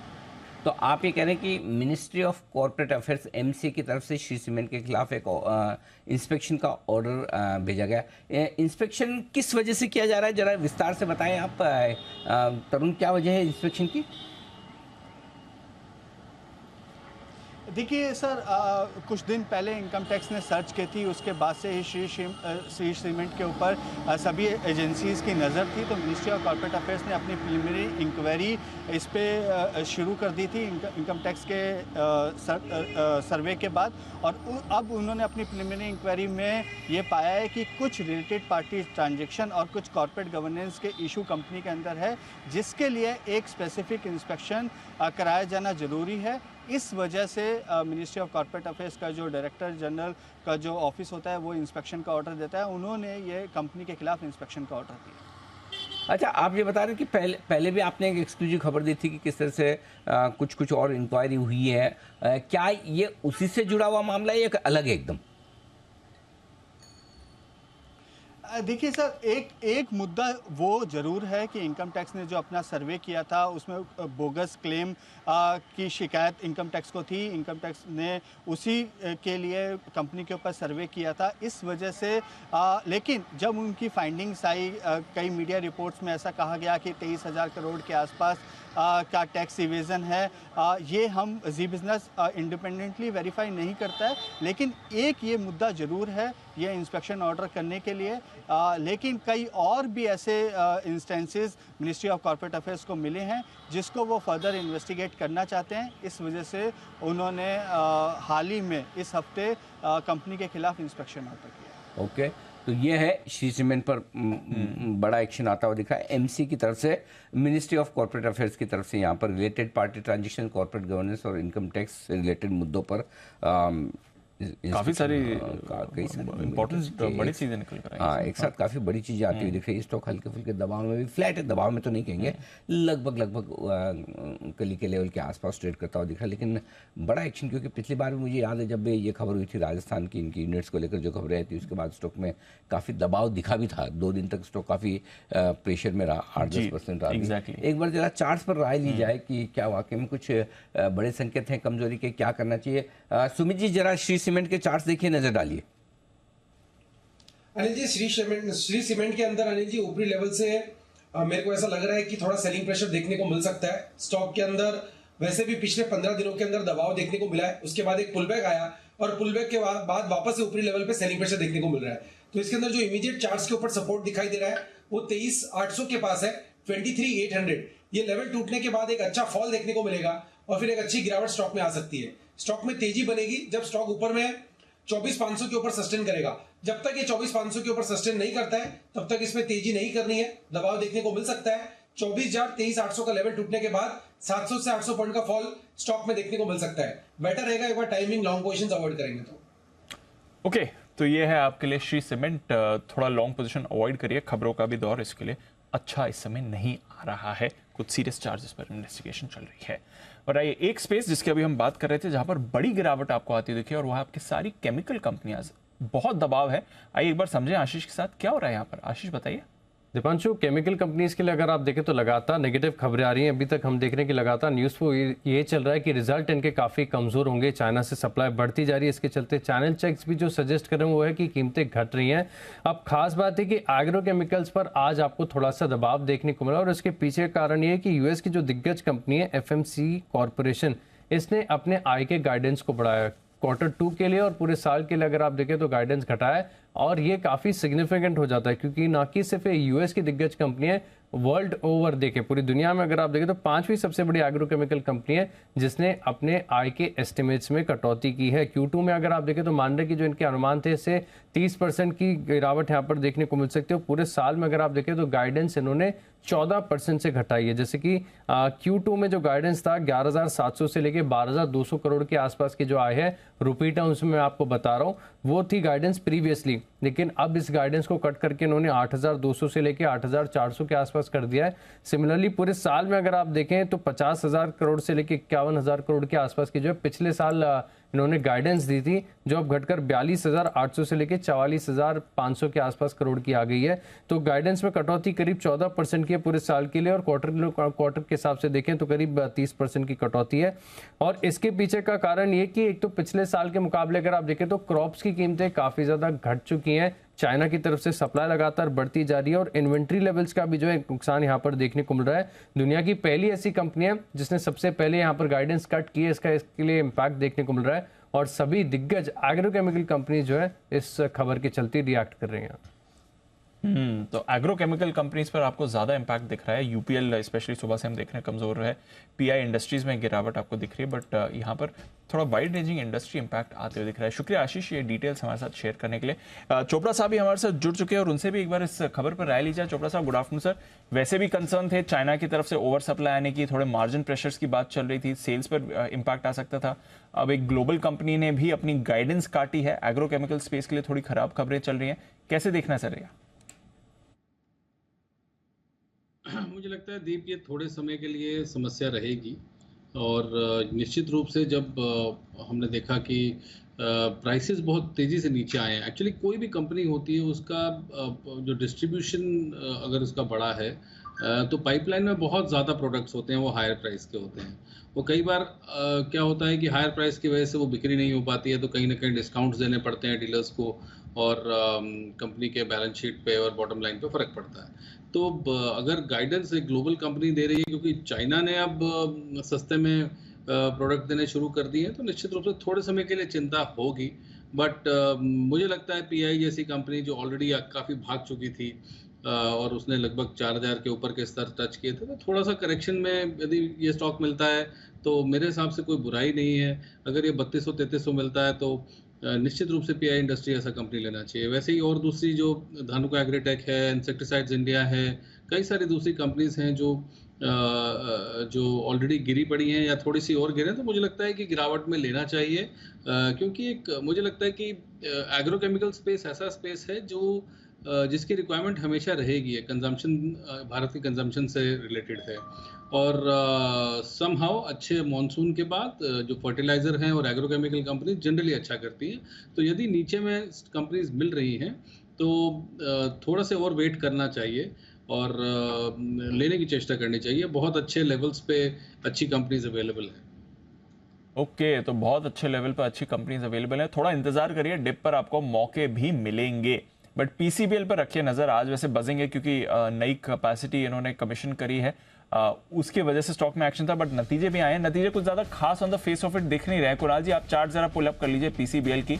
मुनाफा 126 करोड़ से घटकर 109 करोड़ का आपको आते हुए दिखा। तो फर्स्ट कट मुनाफा खास नहीं है, आय भी खास नहीं है। 1409 करोड़ से घटकर 1348 करोड़ की आपको आय आती हुई दिख रही है। तो आय और मुनाफे के फ्रंट पर दोनों में आपको यहाँ पर थोड़ी गिरावट आती हुई दिख रही है। बड़ी गिरावट नहीं है बट थोड़ी गिरावट आपको आती हुई दिख रही है। बाकी नंबर्स भी मैं निकालने की कोशिश करता हूँ कुणाल जी, तब तक एक बार फर्स्ट कट दे दें पीसीबीएल। देखिए बट इसका ओवरऑल ट्रेंड देखिए दीपांशु, तो ट्रेंड बहुत ही बेहतर ट्रेंड है। लगातार हम इसमें अप ट्रेंड देख रहे हैं, हायर बॉटम्स बन रहे हैं, स्टॉक नए हाइज बना रहा है। अब जरूर नतीजों के बाद हम कुछ कूल ऑफ होते हुए स्टॉक को देख रहे हैं, लेकिन अभी भी ट्रेंड पर किसी तरह की कोई आंच नहीं है। जिनके पास पोजीशन है, मुझे लगता है कि 160 रुपए के स्टॉप लॉस से बने रहना चाहिए। ये जो इम्पैक्ट है ये एक बार सेटल हो जाएगा, उसके बाद स्टॉक में दोबारा तेजी बन सकती है। तो 160 के स्टॉप लॉस से होल्ड करने के लिए ओके, तो 160 के स्टॉप लॉस के साथ होल्ड करिए। फर्स्ट कट नंबर्स कुछ ज्यादा खास दिख नहीं रहे पीसीबीएल के, देखते हैं और कैसा एक्शन रहेगा। एबिटा यहां पर बढ़कर आया, चलिए ऑपरेशनली थोड़े नंबर्स बेटर दिख रहे हैं। 195 करोड़ से एबिटा आपका 210 करोड़ का आया है। मार्जिन 13.9% से बढ़कर 15.6% के आए हैं, तो थोड़ा ऑपरेशनली परफॉर्मेंस बेटर है, इसलिए आई थिंक स्टॉक भी होल्ड आउट कर रहा है। बट रेवेन्यू और प्रॉफिट ये थोड़ा गिर कर आए हैं पीसीबीएल के लिए, इस पर रखेंगे नजर। आइए सुमित जी के पास चलते हैं और लेते हैं एक सुमित का सुपर हिट।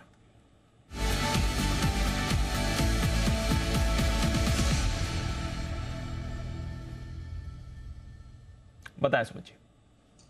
दिवांशु, एक सेल कॉल और अभी रडार पे आया है। बैंकिंग स्टॉक्स में थोड़ा थोड़ा करके सेलिंग प्रेशर आ रहा है, तो जो बैंक स्टॉक अभी मेरे रडार पे आया है उसका अभी भाव चल रहा है 960 रुपए, 961 रुपए, 960 का अभी प्राइस है। स्टॉक का नाम है एक्सिस बैंक। एक्सिस बैंक के अंदर कल भी ऊपरी लेवल से दबाव देखने को मिला था, आज भी इसके अंदर सेलिंग प्रेशर देखने को मिल रहा है और पिछले 4-5 दिनों के लो पे अभी एक्सिस बैंक ट्रेड कर रहा है। मेरे को ऐसा लग रहा है कि एक्सिस बैंक के अंदर यहां से 15-20 रुपए का फॉल, प्रॉफिट बुकिंग, छोटा सा करेक्शन 1-2 दिनों के अंदर देखने को मिल सकता है। तो एक्सिस बैंक में यहाँ पे सीएमबी पे बिकवाली करके चलने का सलाह रहेगा। जिन्होंने सेल का व्यू लिया वो लोग अभी होल्ड कर सकते हैं। स्टॉक का जो ऊपर में रेजिस्टेंस है 970, 971 के पास है, तो 971 का स्टॉप लॉस लगा के एक्सिस बैंक में यहाँ पे बिकवाली करे। नीचे में जो इसका पहला टारगेट बनेगा 951 का इसका पहला टारगेट बनेगा, 941 का इसका दूसरा टारगेट बनेगा। तो 1-2 दिनों के लिए इसके अंदर बिकवाली करके काम करे। 971 के स्टॉप लॉस से 951 और 941 ये 2 टारगेट नीचे में एक्सिस बैंक में देखने को मिल सकते हैं। एक्सिस बैंक सेलिंग आ रही है आपको। बैंक निफ्टी हमने फिसलते हुए भी देखा था, एक योगदान उसमें एक्सिस बैंक का भी है। हिमांशु जी के पास चलते हैं, हिटमैन हिमांशु।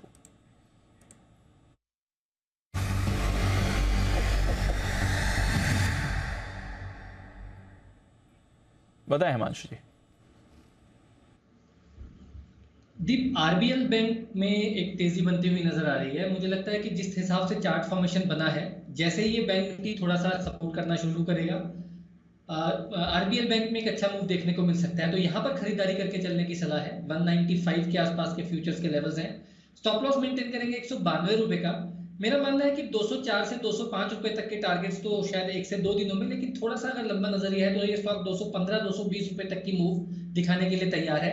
एक बड़ी रेंज से यहाँ पर स्टॉक निकलने का अटेम्प्ट कर रहा है। मुझे लगता है इस स्टॉक में अच्छी अपसाइड बनते हुए नजर आ सकती है। यह है आपके लिए आरबीएल, जहां पर आपको करनी है खरीदारी 195 के लेवल पर इस समय आपको दिख रहा है। और बैंक्स पर रखिए नजर, क्योंकि अनिल जी पीएसयू बैंक्स की बात हम कर ही रहे हैं, काफी टाइम से एक्शन में भी रहे हैं। बैंक ऑफ बड़ौदा पिछली तिमाही यानी कि Q1 में एफपीआईज ने, फॉरेन पोर्टफोलियो इन्वेस्टर्स ने बैंक में अपनी हिस्सेदारी 10.9% से बढ़ाकर 12.3% किया, यानी कि 1.25% से ज्यादा की हिस्सेदारी बैंक ऑफ बड़ौदा में पिछली तिमाही में एफपीआईज ने खरीदी है। और अगर आप पिछले कुछ क्वार्टर्स का ट्रेंड देखें तो लगातार खरीदारी के ही आंकड़े आ रहे हैं। फिलहाल मौजूदा लेवल पर खरीदारी अब 12.3% की हो गई है। पिछली तिमाही में 10.9% थी, उससे पहले 10% हिस्सेदारी थी, 8.9 और 8.2। तो पिछली 5 तिमाहियों से लगातार एफपीआईज की तरफ से बैंक ऑफ बड़ौदा में खरीदारी हो रही है। करीब 4% से उन्होंने अपनी हिस्सेदारी बढ़ाई है पिछली कुछ तिमाहियों में, और स्टॉक में भी हमने मूवमेंट तो बढ़िया वाला देखा ही है। एक बार चार्ट चेक भी ले लेते हैं वागले साहब से। वागले साहब, bank of Baroda hold out भी कर रहा है, बैंक निफ्टी थोड़ा मुनाफा वसूली देख रहा है, but bank of Baroda hold out कर रहा है, जरा राय दें सर इस पे। दीपांशु, बैंक ऑफ बड़ौदा में कल एक पैटर्न बना था जो नेगेटिव था, लेकिन आज फॉल नहीं आया। ये स्टॉक के लिए पॉजिटिव है, लेकिन ये कहते हैं मुझे लगता है ये स्टॉक 200 ब्रेक नहीं करेगा। ऑन द अपसाइड 210 भी इतने इजीली ब्रेक नहीं करेगा। So range bound between 200 210। 210 break करता है तो 225 तक के स्टॉक्स आ सकता है। इमीडिएटली मुझे लगता नहीं है, अगले हफ्ते देखते हैं। ये ड्यूरिंग द वीक अगले 2 से 3 दिनों में 200-210 पे टाइम स्पेंड करेगा। 200-210 के लेवल्स पर टाइम स्पेंड कर सकता है। फिलहाल 205 पर है, बट लगातार 5 तिमाही से हम देख रहे हैं एफपीआईज की तरफ से यहाँ पर हिस्सेदारी बढ़ती हुई दिख रही है।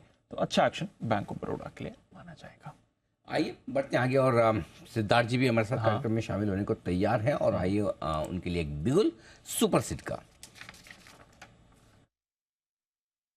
सिद्धार्थ जी थोड़ा सा समय लगा रहे हैं लाइफलाइन यूज़ करने में, तब तक कुणाल जी, राकेश जी भी अपनी कोई विशेष पिक देना चाहते हैं। बंसल जी, किस तरह की पिक, नॉर्मल चार्ट कॉर्नर या कुछ स्पेशल चाहिए आपको? नहीं अनिल जी, नॉर्मल नहीं, पिक ऑफ द डे का अनिल जी बिल्कुल। हाँ, 1 घंटे बाद तो कम से कम कोई तो स्पेशल मांगोगे। नॉर्मल चार्ट कॉर्नर आना होता तो अब 1 घंटे में आ जाता। शो शुरू करके तो 1 घंटा हो ही गया ना, करेक्ट? हाँ, तो अब तक नहीं आया तो इसका मतलब कुछ स्पेशल ही आएगा। Pick of the day.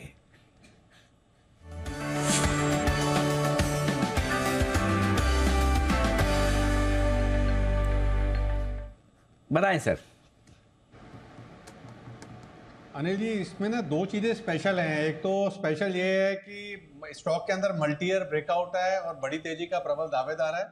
और दूसरा स्पेशल ये है अनिल जी, आज मार्केट के बाद काम का मूड नहीं है, तो मोस्ट लाइकली कल मॉर्निंग का पिक ऑफ द डे भी यही रहेगा। स्टॉक है REC 168 के ऊपर सस्टेन कर रहा है काफ़ी समय बाद, मल्टी ईयर ब्रेकआउट लिया हुआ है और जिस तरीके का टेक्निकल स्ट्रक्चर है, एक बड़ी तेजी का प्रबल दावेदार है, इसको मिस नहीं करना चाहिए। 10 से 15 रुपए का अपमूव शॉर्ट टर्म में देखने को मिल सकता है। ओवर टू कुणाल जी। अनिल जी देखिए, REC में जबरदस्त अप ट्रेंड हमने पिछले कुछ दिनों में देखा है। स्टॉक को हमने नीचे के लेवल्स पर भी बार बार रेकमेंड किया और उसके बाद स्टॉक में एक जबरदस्त तेजी देखने को मिली और आज इस चार्ट पर एक फ्रेश ब्रेकआउट होता हुआ नजर आ रहा है और यही वजह है कि पिक ऑफ द डे में हम इसमें खरीदारी की राय दे रहे हैं। यहाँ पर एक स्टॉप लॉस रखें, स्टॉप लॉस 168 रुपए पर 168 के स्टॉप लॉस से इसमें खरीदारी करें। पहला टारगेट स्टॉक के लिए होगा 174 रुपए का, 174 का इवेंचुअल टारगेट 177 का, 174 177 के टारगेट के लिए REC फ्यूचर्स में खरीदारी करें। फ्यूचर्स में करें खरीदारी, ये राय। और सुबह सुबह आज छोटा ऑप्शन बड़ी कमाई में कुणाल शाह साहब ने भी 170 वाला REC का कॉल ऑप्शन आपको खरीदने की राय दी थी। इस स्टॉक में दिख रहा है भरपूर एक्शन। आइए बढ़ेगा, यही एक्शन आ गया और वक्त है आपके लिए एक और बिगुल का। सिद्धार्थ जी लाइफ लाइन यूज़ करते हुए इस वक्त क्लोजिंग वाले शो में इस वक्त होता नहीं, आमतौर पर मिड वीक ट्रेडिंग सेशन में मिलते हैं आपको सीट की सिप लेकर। बिल्कुल, कल तो होंगे। तो उससे पहले लाइफ लाइन यूज़ करते हुए आइए वजह जानते हैं लाइफ लाइन यूज़ करने की।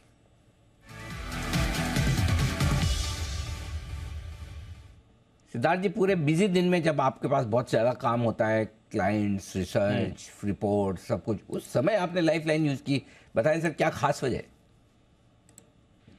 Good afternoon Anil ji, good afternoon Deepanshu और सभी को। अनिल जी धन्यवाद सबसे पहले कि आपने मौका दिया लाइफलाइन यूज करने का, और ये लाइफलाइन जैसी चीज आपने खोल के रखी है तभी हम जाके यूज कर सकते हैं, आप मौका देते हैं। बिल्कुल, थैंक यू फॉर दैट। और सबसे बड़ी चीज ये इसीलिए मैंने यूज किया है क्योंकि IT मिड कैप में मैं काफी पॉजिटिव हूँ, ये आज से नहीं पिछले 2 क्वार्टर से। और इसमें से ये IT मिड कैप की एक कंपनी जो टेक्नो फंडा के हिसाब से हम लेके आए हैं वो है सायंट। पहले भी रिकमेंड कर चुका हूँ सायंट को। सायंट पे रिकमेंडेशन है, पहला टारगेट बता दूं, पहला टारगेट होगा 1500 रुपए का, 1500 रुपीज का, वो शॉर्ट टर्म टारगेट, और एक पोजिशनल टारगेट हो सकता है 1570 का, 1570 का सायंट पे। IT एनेबल्ड सर्विसेज में है ये कंपनी, और जो सेगमेंट को केटर करती है वो है इंजीनियरिंग, R&D सेगमेंट, मैन्युफैक्चरिंग। सो थोड़े से निश सेगमेंट को, जैसे कि दूसरी IT कंपनियां बैंकिंग, BFSI को केटर करती है, ये थोड़ा सा हटके सेक्टर्स को केटर करती है। तो सायंट पे खरीदारी की राय। मार्जिन हमने पिछले क्वार्टर में देखा 1% से बढ़ के आए 14.2%। टोटल कॉन्ट्रैक्ट वैल्यू $212 मिलियन का। और मैनेजमेंट जो ये साल FY24 में अब नतीजे आने वाले हैं 25 जुलाई को, मैनेजमेंट ये पूरे साल का कांस्टेंट करेंसी रेवेन्यू गाइडेंस 15 से 20% का दे रही है, जबकि 12% के सामने। और मार्जिन भी इंप्रूव हो सकते हैं 1 से 2% पूरे साल में। तो मैनेजमेंट का गाइडेंस स्ट्रांग है, अप्रोच बहुत अच्छा है, बिजनेस बहुत स्ट्रांग दिख रहा है। 1500 रुपए का short term target, positional target होगा 1570 का। 1570 का पोजीशनल टारगेट है, 1500 के टारगेट के लिए करंट लेवल्स पर आपको आ सकते हुए दिखते हैं और खरीदारी करके चलनी है। सायंट पर यह है सिद्धार्थ जी की पिक, सुपर सेट में स्पेशल पिक। बहुत बहुत शुक्रिया सिद्धार्थ जी जुड़ने के लिए और अपनी पिक शेयर करने के लिए। सायंट तो अच्छा कर ही रहा है सर। सायंट DLM भी जरा देख लीजिए, 20% ऊपर, ऑलमोस्ट 19% ऊपर आपको इस समय दिख रहा है। 501 के लेवल आ गए, 403 पर लिस्ट हुई थी साइंट DLM। जरा इसको पुल अप करिए, आई डोंट थिंक अगर वो राइट लेट आया था। 501 का रेट दिखना चाहिए इस समय, 19% ऊपर। एक आइडिया फोर्ड जहां पर हमने कहा था कि लिस्टिंग गेन के लिए आप पैसा लगाइए, और लिस्टिंग के बाद प्रॉफिट बुक करने की बजाय वहां पर क्लियर कर दी थी कि आप प्रॉफिट ले लीजिए। बिल्कुल हो गया। वैल्यूएशंस बहुत महंगे हैं और दूसरा है साइन डीएलएम, जहाँ पर हमने कहा कि आप इससे बेचिए मत, स्टॉप लॉस को ट्रेल करते चलिए। 400 रुपये पर लिस्ट होकर 500 रुपये आ गया और वहाँ यहाँ पर बेचने की राय बिल्कुल भी नहीं थी। ये है आपके लिए, तो ये है आपके, तो मतलब दोनों ही आईपीओ में लिस्टिंग के बाद की स्ट्रेटेजी एकदम क्लियर कट सही रही। जहाँ एक और आइडिया फोर्ज भी दिखाई, हाँ आज फिर से वापस बढ़ा है। ये कब का है? आज का ये सर, आज ऐसे रिकवर हुआ नीचे से, आज सुबह थोड़ा कमजोर था, 1100 के आसपास देखा था मैंने, 1100 वहां से आया ऊपर। चलिए बढ़िया, ये भी रिकवर हुआ है नीचे से। और साइन तो नॉन स्टॉप चल ही रहा है, आप देख ही सकते हैं ये क्लियर कट। और आज साइन में बढ़ने के पीछे एक रीजन ये भी है, साइन डीएलएम इनकी सब्सिडी कंपनी, एग्जैक्टली जाहिर सी बात है ग्रुप कंपनी वैल्यू उनके ऊपर उनकी वैल्यू उनकी भी बढ़ रही, तो वो भी एक रीजन है जो होता हुआ दिख रहा है।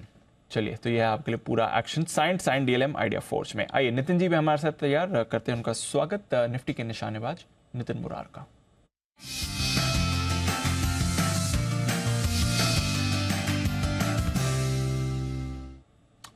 गुड आफ्टरनून नितिन जी, बताएं सर क्या करना है आज बाजार में, कैसी रीडिंग है आपकी? अभी यहाँ पे 19,400 की कॉल ऑप्शन लेंगे, 94 में मिल रही है। 19,400 की call option in the money call option हो गई, 94 में मिल रही है। इसका स्टॉप लॉस आपका बनेगा 70 रुपीज का। आज का डे लो है 73, तो हम 70 रुपए का स्टॉप लॉस रख रहे हैं। डे लो 73 है, तो 70 का स्टॉप लॉस हो गया।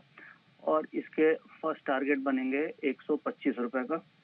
125 से 130 के बीच में टारगेट होगा। आधे घंटे बाकी हैं, तो सपोर्ट लिया है तो मुझे लग रहा है आधे घंटे में बाउंस आ सकता है, इसलिए मैंने डे लो का स्टॉप लॉस रखा है और 125 तक का टारगेट रखा है। 95, 94 का रेट है। ये 19,400 की कॉल ऑप्शन, 19,400 निफ्टी की कॉल खरीदने की ऑप्शन आ रही है नितिन जी की तरफ से। निफ्टी स्टडी है सर, होल्ड आउट कर रहा है 100 पॉइंट ऊपर, बट बैंक निफ्टी थोड़ा लड़खड़ा है, अभी गिरावट भी है, 50 अंक नीचे भी हो गया है। यहाँ पर कैसा एक्शन एक्सपेक्ट कर रहे हैं सर? बैंक निफ्टी में वैसे वीकनेस है, बट अभी बैंक निफ्टी में 44,870 फ्यूचर्स और 850 की रेंज में एक सपोर्ट है। तो मैं ये सपोर्ट को देखते हुए मैंने निफ्टी अटेम्प्ट ली है, क्योंकि अगर बैंक निफ्टी में सपोर्ट आ गया और रिलायंस ऑलरेडी स्ट्रांग है तो निफ्टी मूव कर सकती है ऊपर। तो बैंक निफ्टी के सपोर्ट को देखते हुए मैंने निफ्टी की कॉल ऑप्शन को अटेम्प्ट लिया है। तो मुझे लग रहा है बैंक निफ्टी सपोर्ट पे, यहाँ से बैंक निफ्टी में भी बाउंस आना चाहिए और बैंक निफ्टी वापस 45,100 की तरफ जा सकती है, और जिसके कारण निफ्टी में थोड़ा बाउंस मिल सकता है। पर भी Nitin ji bounce back expect कर रहे हैं और निफ्टी में तो एक्शन आना ही चाहिए। तो फिलहाल निफ्टी की 19,400 की कॉल खरीद कर जाइए, ये है नितिन जी की राय। शुक्रिया सर हमारे साथ जुड़ने के लिए और अपनी कॉल शेयर करने के लिए। आईडीएफसी लिमिटेड, इसमें भी आपको एक्शन अच्छा बनते हुए दिख रहा है। आईडीएफसी फर्स्ट की हम सुबह बात कर ही रहे थे सुमित जी के साथ। आईडीएफसी लिमिटेड में भी आपको करीब 4% की तेजी इस समय बनती हुई दिख रही है। सुमित जी, आईडीएफसी लिमिटेड के चार्ट भी देखिए जरा, बताइए इसमें क्या करना है? दीपांशु, इसके अंदर भी पोजीशंस होल्ड करके चले। आईडीएफसी लिमिटेड के अंदर भी तेजी है। 115 का लेवल टूटने के बाद 120 से 125 रुपए तक का मूव आईडीएफसी लिमिटेड में देखने को मिल सकता है। जिन्होंने पोजीशंस बनाया होल्ड करें, फ्रेश खरीदारी भी कर सकते हैं। नीचे के अंदर 110 का सपोर्ट है, ऊपर में 120, 125 ये लेवल आईडीएफसी के अंदर देखने को मिल सकते हैं। नजर ये स्टॉक एक्शन में है, बट आज का स्टार है आपके लिए ब्रॉडर मार्केट की अगर आप बात करें तो डिफेंस सेक्टर। सारे के सारे डिफेंस स्टॉक्स में दमदार तेजी बनती हुई दिख रही है। प्रीमियर एक्सप्लोसिव 20% के सर्किट पर है, भारत डायनामिक्स 14.5% ऊपर है, HL, BEL, BHEL, astra micro यहाँ पर भी बड़ी तेजी है। बट इस पूरे रनअप का जो स्टार रहा है वो है आपके लिए मजगांव डॉक। ये काउंटर जबरदस्त तेजी में, आज 10% का सर्किट आपने मजगांव डॉक पर लगते हुए देखा है। सुबह ही लग गया था और तब से सर्किट पर ही बना हुआ है।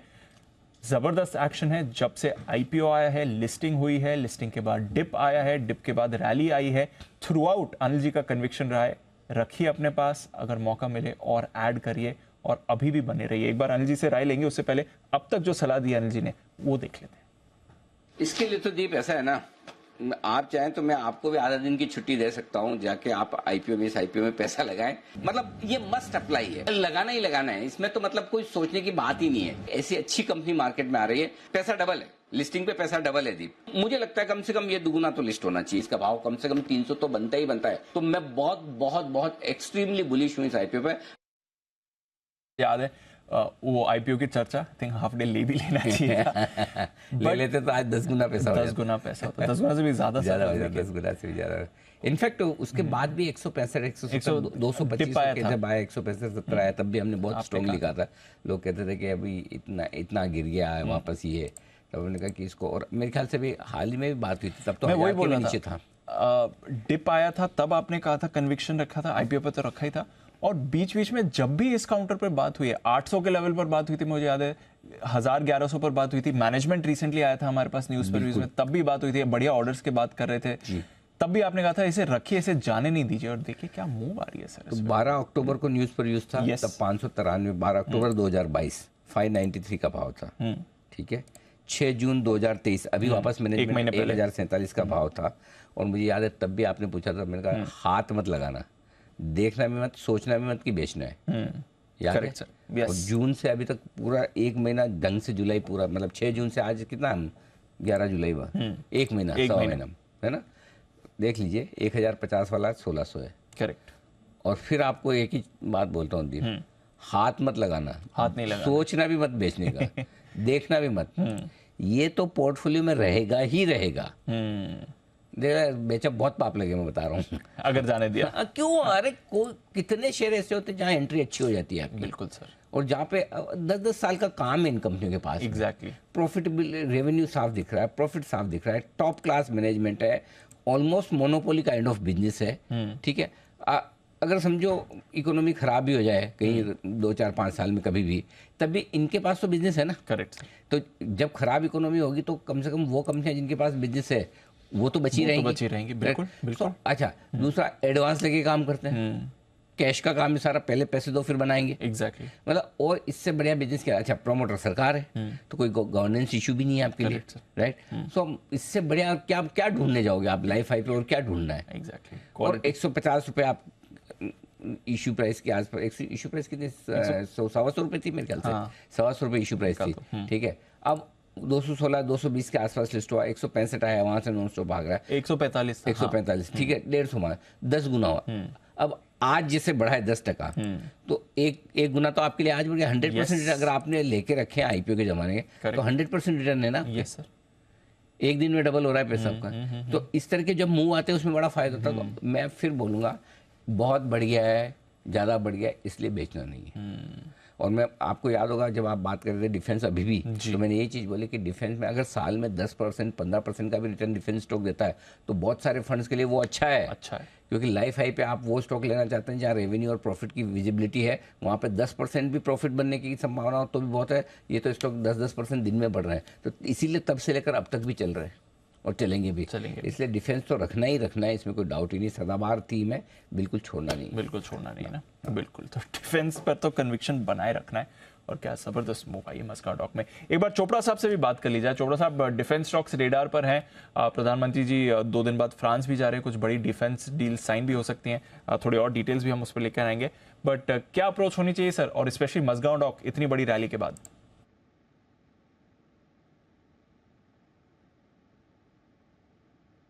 ऑडियो म्यूट है सर। दीप, हमारा कई बार इसके बारे में पास्ट में भी बात हुआ है और मैंने कई बार आइटरेट किया है कि भारत एक बहुत बड़ा डिफेंस हब बन रहा है। और जैसे अनिल जी ने अभी भी कहा कि 10-10 साल का ऑर्डर बुक है, तो माझगांव डॉक ही क्यों, कोचीन शिपयार्ड, GRSC, ये सारे स्टॉक्स अच्छे हैं। HAL ने जो किया हम सब ने देखा, और मुझे लगता है कि इस मुहिम में भारत को बहुत फ़ायदा पहुंचेगा, क्योंकि अब जो है भारत को एक अलग नज़रिए से देखा जा रहा है डिफेंस के पर्सपेक्टिव से, और भारत सरकार की तरफ से भी अच्छा खासा पुश है। और इसी क्षेत्र में मुझे लगता है कि एक और कंपनी है टाटा ग्रुप की जो डिफेंस में भी कुछ काम करती है, उसका नाम है नेल्को। तो नेल्को में आज रिकमेंड करना चाहूँगा, जो करीब 728 पे अभी ट्रेड कर रही है, और इसका मैं टारगेट 1000 का देना चाहता हूं। तो नेल्को में भी आप खरीदारी कर सकते हैं, और डिफेंस में काम करती है कुछ ये, और टेक्नोलॉजी प्रदान करती है डिफेंस को नेल्को, और टाटा ग्रुप की, टाटा समूह की कंपनी है, तो नेल्को में खरीदारी करी जा सकती है। तो मुझे लगता है कि डिफेंस और डिफेंस रिलेटेड कंपनीज है वो अच्छा करेंगी। एक और जो रिसेंट लिस्टिंग थी पारस डिफेंस, मुझे लगता है कि वो भी काफ़ी प्रॉमिसिंग है, तो गिरावट में लीजिए। आपका जो सवाल था माझगांव डॉक अब लेना है कि नहीं, अभी नहीं लेना है। अगर गिरावट में मिलता है तो निश्चित रूप से लीजिए, और इसको लंबी अवधि के लिए अपने पोर्टफोलियो में रखिए। अगर कहीं आपको 900 950 के लगभग मिल जाता है तो बहुत ही अच्छा स्वीट स्पॉट है। वैसे गिरावट थोड़ी मुश्किल है, बट अब अच्छा चल चुका है, इसलिए मैं कहूँगा अभी फिलहाल लेने की आवश्यकता नहीं है। थोड़ा सा कहीं गिरावट में मिले 200-300 रुपये 400 रुपये तो फिर वहाँ पे लेने की चेष्टा करिए। तो डिफेंस अनडाउटेडली अगले 10 साल के लिए भारत इसमें विनर होगा। तो डिफेंस भारत इसमें विनर होगा। रखिए नजर, आज तो सारे डिफेंस स्टॉक्स एक्शन में है और नेल्को की चोपड़ा साहब बात भी कर रहे हैं। ये नया काउंटर आ गया है जो आपके रेडार पर रहना चाहिए। अच्छी मूव यहाँ से भी आ सकती है। पर डिफेंस स्टॉक्स में जो इतनी बड़ी तेजी बनी है, प्रधानमंत्री जी 2 दिन बाद फ्रांस भी जा रहे हैं, कुछ और नई डिफेंस डील्स की बात हो रही है। अभी यूएस के साथ हमने देखा था कई सारी डिफेंस डील्स हुई थी। क्या है बस बाजार में और क्यों सारे स्टॉक्स एक्शन में, एक बार समझ लेते हैं कुशल के साथ। कुशल बताइए। बिल्कुल दीपा, और डिफेंस को लेकर तो कहीं ना कहीं पूरा का मूड माहौल अब यही बना हुआ है कि फ्रांस में जब प्रधानमंत्री मोदी का दौरा होता हुआ दिखेगा 13 और 14 जुलाई के बीच, वहां पर हो सकता है कि आपको काफ़ी सारी डील्स भी साइन होती हुई नजर आए। और उसके पहले जो डिफेंस एक्विजिशन काउंसिल है उनकी भी बैठक संभव है। और इस बैठक में ऐसा हो सकता है कि रक्षा मंत्रालय जो है भारतीय नौसेना के लिए 26 रफाल विमान खरीदने का प्रस्ताव को मंजूरी दे सकता है। साथ ही रक्षा मंत्रालय ने 2 से 3 पनडुब्बियां खरीदने के भी प्रस्ताव को भी मंजूरी देने की हम उम्मीद लगाकर चल रहे हैं। इसके अलावा कुछ एक हेलीकॉप्टर इंजन से इसको बनाने के भी ऑर्डर्स संभव है। तो काफ़ी सारे ऑर्डर्स जो हैं इस मीटिंग में आते हुए दिख सकते हैं। कब मीटिंग होगी ये अब देखना होगा। पर अब आप देखिए, इसके साथ साथ डिफेंस सेक्टर को लेकर फिलिप कैपिटल की इंटरेस्टिंग रिपोर्ट भी कल आती हुई दिखी थी, जिसके अंतर्गत उनका ये मानना है कि अगले 6 से 8 सालों में 9 लाख करोड़ का से ज़्यादा की जो ऑर्डर पाइपलाइन है वो इन कंपनियों के लिए संभव है, जिसमें एरोस्पेस से करीबन 3.6 लाख करोड़, जहाज निर्माण करने के लिए 3.3 लाख करोड़ और साथ ही मिसाइल्स और जो बंदूकें हैं वो उनको बनाने के लिए 2 लाख करोड़ के भी ऑर्डर्स मिलते हुए दिख सकते हैं। तेजी जो है इसमें ऑब्वियसली बन सकती है क्योंकि ऑर्डर बुक पाइपलाइन इतनी स्ट्रांग है और मेजॉरिटी ऑफ द कंपनीज आप देखिए यहाँ पर कैश रिच बैलेंस शीट पर भी बैठी है। और लोकलाइजेशन एफर्ट तो वैसे ही सरकार लगातार डिफेंस सेक्टर को लेकर उनका बना हुआ है। तो यहाँ पर क्लियर कट इंडिकेशंस यही दिख रहे हैं कि आगे चलकर जो डिफेंस स्पेस है वो बहुत ही एक बड़ा ग्लोरियस सेक्टर निकल कर आ सकता है। यह सेक्टर जबरदस्त एक्शन में फिलिप कैपिटल अब भी यहाँ पर है बुलिश और करता है इससे पसंद। आइए बढ़ते हैं आगे और अब वक्त है एक बिगुल का सुमित जी के लिए, सुमित का सुपर हिट।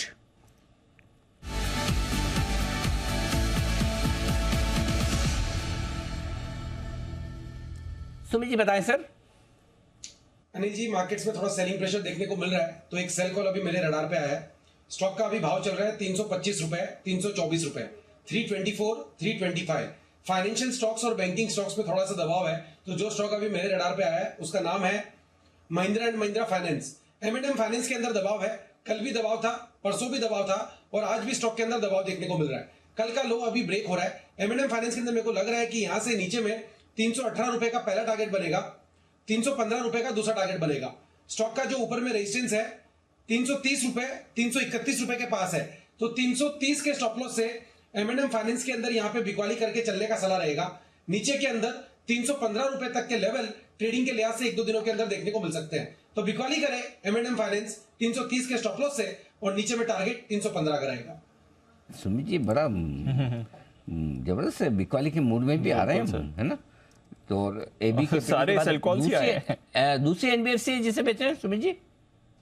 हाँ नहीं जी, अभी सेकेंड हाफ के अंदर ये दूसरी है। ओके, आपको नहीं लगता इतनी बढ़िया, इतनी फास्ट, इतना जल्दी, समय से पहले, समय के साथ ऊपर के लेवल पे आप शॉर्ट कॉल देते, फिर भी आजकल आशीष जी आपकी तारीफ कम करते हैं, ऐसा नहीं लगता? मतलब नहीं करते, कम तो क्या है, कम तो करेंगे तो पता चल जाएगा, नहीं करते, ऐसा नहीं लगता आपको? अनिल जी इस बार वो तेजी में बैठे हुए हैं ना। अच्छा, सही जवाब। एक मिनट कंफर्मेशन ले ली जाए। कुणाल जी, जो सुमित जी कह रहे ठीक है, कहाँ है कुणाल जी, कहाँ है, जरा कुणाल जी को बताइए। अनिल जी मुझे तो आवाज ही नहीं मिल रही थी। अनिल जी सुमित जी क्या कह रहे थे कि अनिल जी आशु जी तेजी में बैठे हैं, ऐसा कुछ सुना नहीं अनिल जी मैंने। आशु जी और तेजी में ऐसा थोड़ी आते हैं, आशु जी भी तेजी में होते हैं। इस बार तो ऐसे काफी लंबे समय से है वैसे आशु जी, हाँ ये बात तो है काफी लंबे समय। तो चलिए हम M&M फाइनेंस यहाँ पर शॉर्ट करने की राय सुमित जी की तरफ से आती हुई आपके लिए। आइए बैन से बेनिफिट।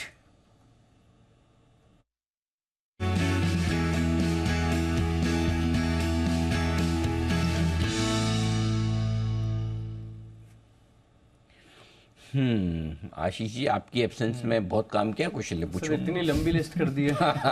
एक दो दिन आप छोड़ो, कुर्सी पीछे बहुत तैयार बैठे लोग यहाँ पे। और परफॉर्मेंस बोल भी रहा है कि कुशल बोले देखो सर, आशीष से इतना काम नहीं हुआ जितना मैंने एक दिन में कर दिया। कितने हो गए अब? सर 7 स्टॉक है, इनका काम थोड़ा सा और बढ़ा देता हूँ मैं आगे। इनका क्यों, अब तो तुम्हारे ही है। अब इसका क्या है? 7 से 8 कर देता हूँ सर। अच्छा, अपने तो कोई बाहर नहीं आ रहा? कोई भी नहीं आ रहा सर, कोई भी स्टॉक ऐसा नहीं जिसके 80% से कम हो। सबसे लोएस्ट भी अगर मैं बताऊं तो ग्रैनुअल्स है, वो 83% पर है। BHEL है करीब 84%, इंडिया से 86 है। तो ये तो बाहर निकलेंगे नहीं। बाकी तो delta corp 101, PNB 99, India bulls housing finance 99, Zee entertainment 92। तो ये भी कोई बाहर निकलने का सवाल ही नहीं है, कोई भी बाहर नहीं निकलेगा। लेकिन एंट्री करने जा रहा है मनप्पुरम, जहां पर पोजीशंस अगर आप देखें तो काफ़ी तेज़ी से बढ़ी हैं। कल 91.63% के साथ क्लोजिंग हुई थी। अब अगर आप देखें तो 102% हो गए, 95% के आंकड़े को काफ़ी अच्छी तरीके से क्रॉस कर लिया है। आज इसका निश्चित है 95 के ऊपर पक्का हो गया, पक्का हो गया। और आज ये सारी एनबीएफसी में आज बढ़िया धुलाई पिटाई बढ़िया हुई है एकदम। AB capital, M&M finance 2 already short call दे चुके हैं आपको। चोलाम फाइनेंस जो हमने कल दिया था, कल भी घटाया, आज फिर से घटा हुआ है। पीरामल आज हल्का लाल निशान में है। लगभग सारी एनबीएफसी कमजोर हैं, तो ये भी शॉर्ट पोजीशन डे लो के आसपास है। जरा एक बार मनापुरम फिर से दिखाइए।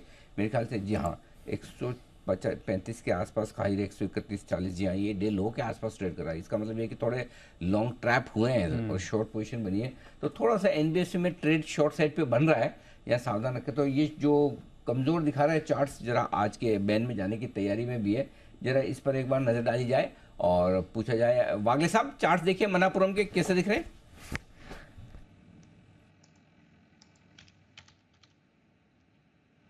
अनिल जी, मनापुरम के चार्ट्स इतने वीक नहीं है, कंसोलिडेशन है। मुझे लगता है 129 ब्रेक नहीं करेगा, अभी 131 है, ऊपर में भी 135 ब्रेक नहीं करेगा, तो कंसोलिडेशन है, इसमें ना आप बेच सकते हो ना ले सकते हो। ओके, तो मनापुरम ये है आपके लिए आज बैन में जाने की तैयारी में स्टॉक, इस पर रखिए फोकस। आइए बिल्कुल वागले साहब के लिए वागले का वंडर।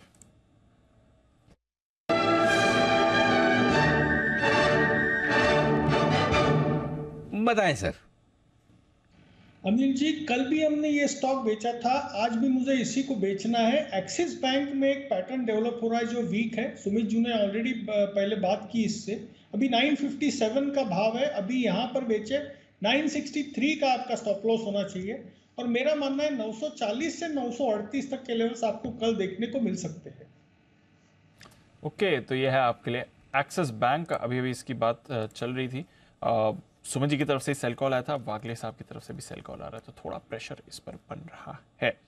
नतीजों का सीजन ये भी हो रही है इसकी शुरुआत। कल आएंगे आईटी दिग्गज टीसीएस के नतीजे और साथ ही एचसीएल टेक के। पहले टीसीएस की बात करते हैं। कुशल है हमारे साथ तैयार बताने के लिए कैसे रह सकते हैं इस आईटी दिग्गज के नंबर्स। कुशल बताइए।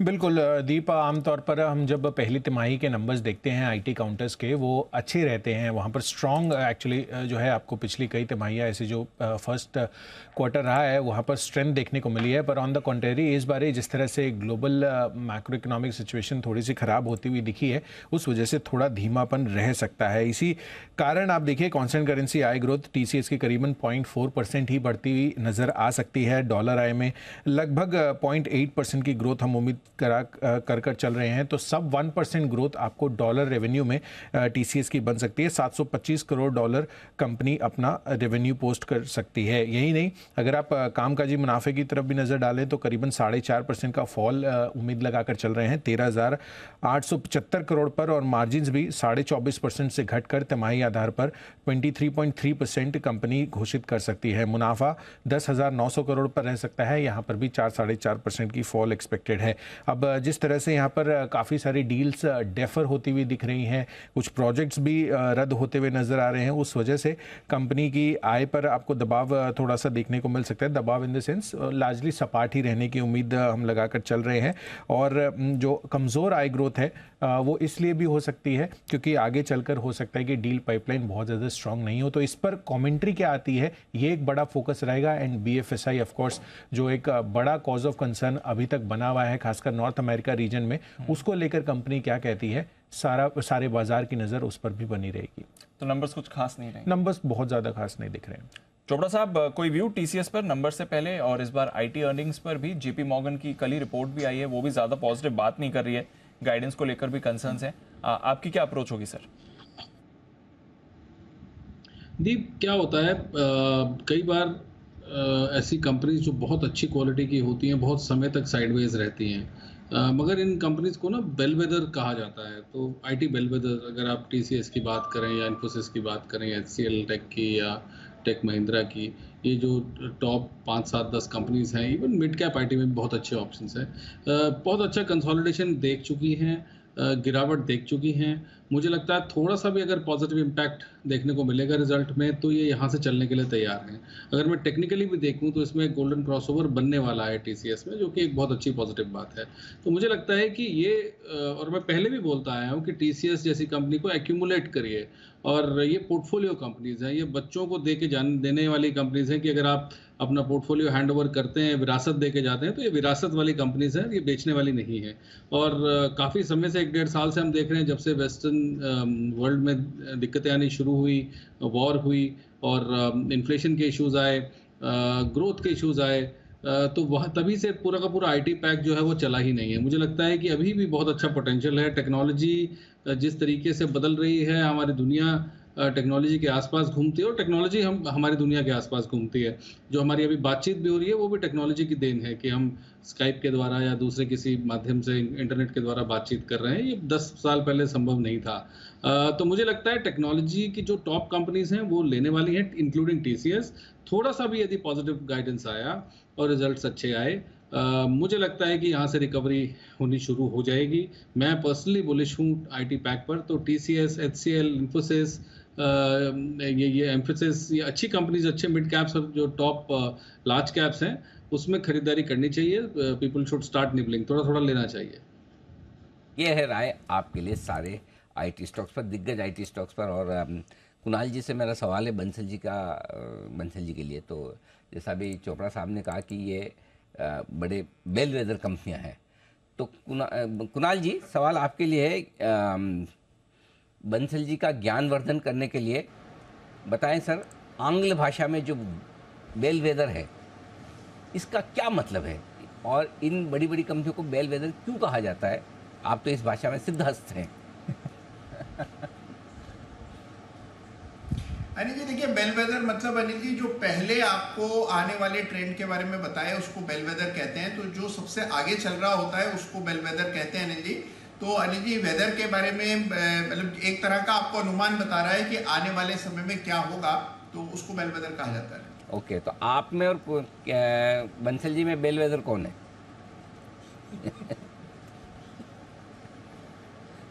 अनिल जी हम दोनों में अनिल जी बंसल जी को ही बेलवेदर मान करके चले अनिल जी, क्योंकि बंसल जी अनिल जी किसको कैसा भी वेदर हो अनिल जी, कैसा भी वेदर हो अनिल जी, जो उनको करना होता है वो करते ही हैं, उन्हीं को बेलवेदर मानिए। चलिए बहुत बढ़िया जी, बंसल जी बेलवेदर माने जाएंगे। और बंसल जी हर चीज़ का अनुमान, बंसल जी का चैनल चेक तो गजब का है, इसमें कोई डाउट नहीं है। कोई भी आप चीज़ बताएं उसकी उनकी ग्राउंड रिपोर्ट हमेशा तैयार मिलेगी। ग्राउंड रिपोर्ट तो नहीं, लेकिन अंदाज वाली एक रिपोर्ट और हमारे पास है, आप कहें तो बता दूं, और वो है एचसीएल टेक को लेकर। टीसीएस की अभी हमने बात की, एचसीएल टेक को लेकर भी रिपोर्ट बनाई है कुशल ने। आईटी सेक्टर हमारा पूरा कुशल देखते हैं। कुशल जरा बताइए क्या हालचाल है आईटी सेक्टर के? कोई एचसीएल टेक रिजल्ट देने वाला है कल? एचसीएल टेक हाँ मार्केट के बाद ही, टीसीएस भी मार्केट, टीसीएस भी मार्केट, तो मतलब परसों सुबह एक्सपायरी के दिन दंगल सुबह। वेरी गुड, मजा आएगा। तो एचसीएल टेक के नंबर्स के लिहाज से आप देखिए तो यहाँ पर जितना टीसीएस का हम रेवेन्यू ग्रोथ अनुमान लगाकर चल रहे थे उससे और कमज़ोर एक्सपेक्टेड है, करीबन 0.5% की ही ग्रोथ एक्सपेक्टेड है क्वार्टर ऑन क्वार्टर बेसिस पर। लेकिन यहाँ पर मार्जिन्स 18.3% पर स्टेबल रहने की उम्मीद है, जहाँ पर टीसीएस से करीब 1.2-1.3% की मार्जिन कट की हम एक्सपेक्टेशंस लगाकर चल रहे हैं। यहाँ पर एचसीएल टेक उस मार्जिन को डिफेंड कर सकती है। 18.3% ये कंपनी मार्जिन्स की रिपोर्टिंग एक्सपेक्टेड है। मुनाफे के लिहाज से 3% गिरकर 3,860 करोड़ पर कंपनी मुनाफा दर्ज कर सकती है। और ऑपरेटिंग लेवल पर भी जो एबिट है वो कंपनी का 1% ग्रो करने की हम उम्मीद लगाकर चल रहे हैं। अब यही देखना है कि FY24 के लिए कंपनी क्या गाइडेंस घोषित करती है। 6 से 8% आई ग्रोथ और साथ ही 18 से 19% मार्जिन के लिहाज से हम एक्सपेक्ट कर रहे हैं कि कंपनी एक गाइडेंस दे सकती है। पर यही देखना है कि आगे चलकर खासकर जो इंजीनियरिंग R&D इनका कारोबार है और जो प्रोडक्ट वाला कारोबार है उसको लेकर कंपनी की क्या व्यू पॉइंट है, ये जानना काफ़ी अहम हो जाएगा, क्योंकि ये आगे की इन दोनों स्पेसेस में जो डील पाइपलाइन है वो डिफाइन करती हुई दिखेगी। ओके, तो HCL टेक पर भी रखेंगे नजर, TCS पर भी रखेंगे नजर। कुछ ज्यादा खास एक्सपेक्टेशन है नहीं going into the earning season, पर देखते हैं ऑफ कोर्स नतीजे कैसे आपके लिए निकल कर आते हैं। फाइनल मार्केट स्ट्रैटेजी भी ले ली जाए अनिल जी की तरफ से।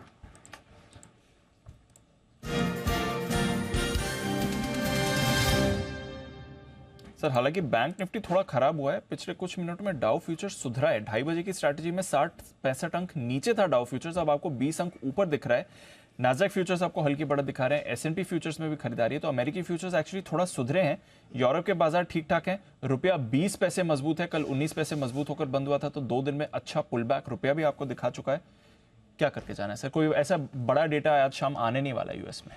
दीप, उस हिसाब से कोई बड़ा मूव आएगा इसकी संभावना भी कम लग रही है वैसे। तो लॉन्ग पोजीशन है, बनाए रखें, कोई दिक्कत वाली बात नहीं है। अगर आपको हेज करना ही है निफ्टी पे तो 19,300 का पुट ऑप्शन खरीद सकते हैं, वैसे करने की जरूरत है नहीं, क्लोजिंग अच्छी होती दिख रही है। अगर हेज करना है तो बैंक निफ्टी करें, लॉन्ग पोजीशन अगर आपकी है। वैसे तो 44,700 के ऊपर बंद हो रहा है तो ऐसी समस्या नहीं है, लेकिन फिर भी किसी को रिस्क लगती है तो 44,500 का पुट ऑप्शन खरीद कर आप हेज कर सकते हैं।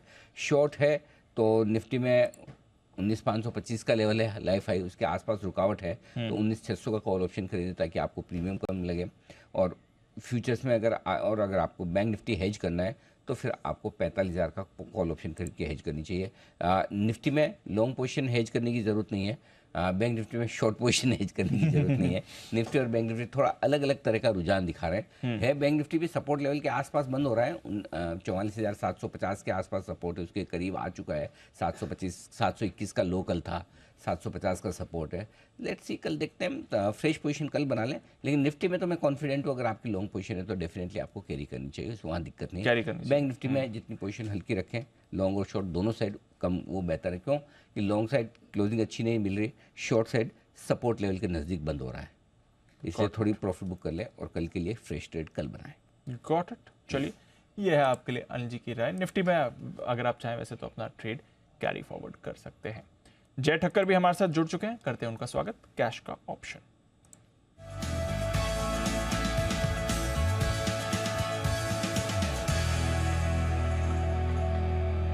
गुड आफ्टरनून जय, बताएं क्या करना है बाजार में इस समय? Very good afternoon to you, Dipanshu, and very good afternoon to you, Anil ji. Well, Deep, Nifty definitely strong है, bounce back आपको कुछ IT स्टॉक्स में देखने मिल रहा है। बैंक निफ्टी वीक हो चुका है, बैंक निफ्टी में एक अच्छी मूव वो मॉर्निंग में आई थी। इन द मनी हमने कॉल ऑप्शन सजेस्ट किया था, उसमें ऑलमोस्ट 90 से 100 पॉइंट का एक अप मूव भी देखने मिला, हाई लेवल्स पर सस्टेन नहीं हुआ।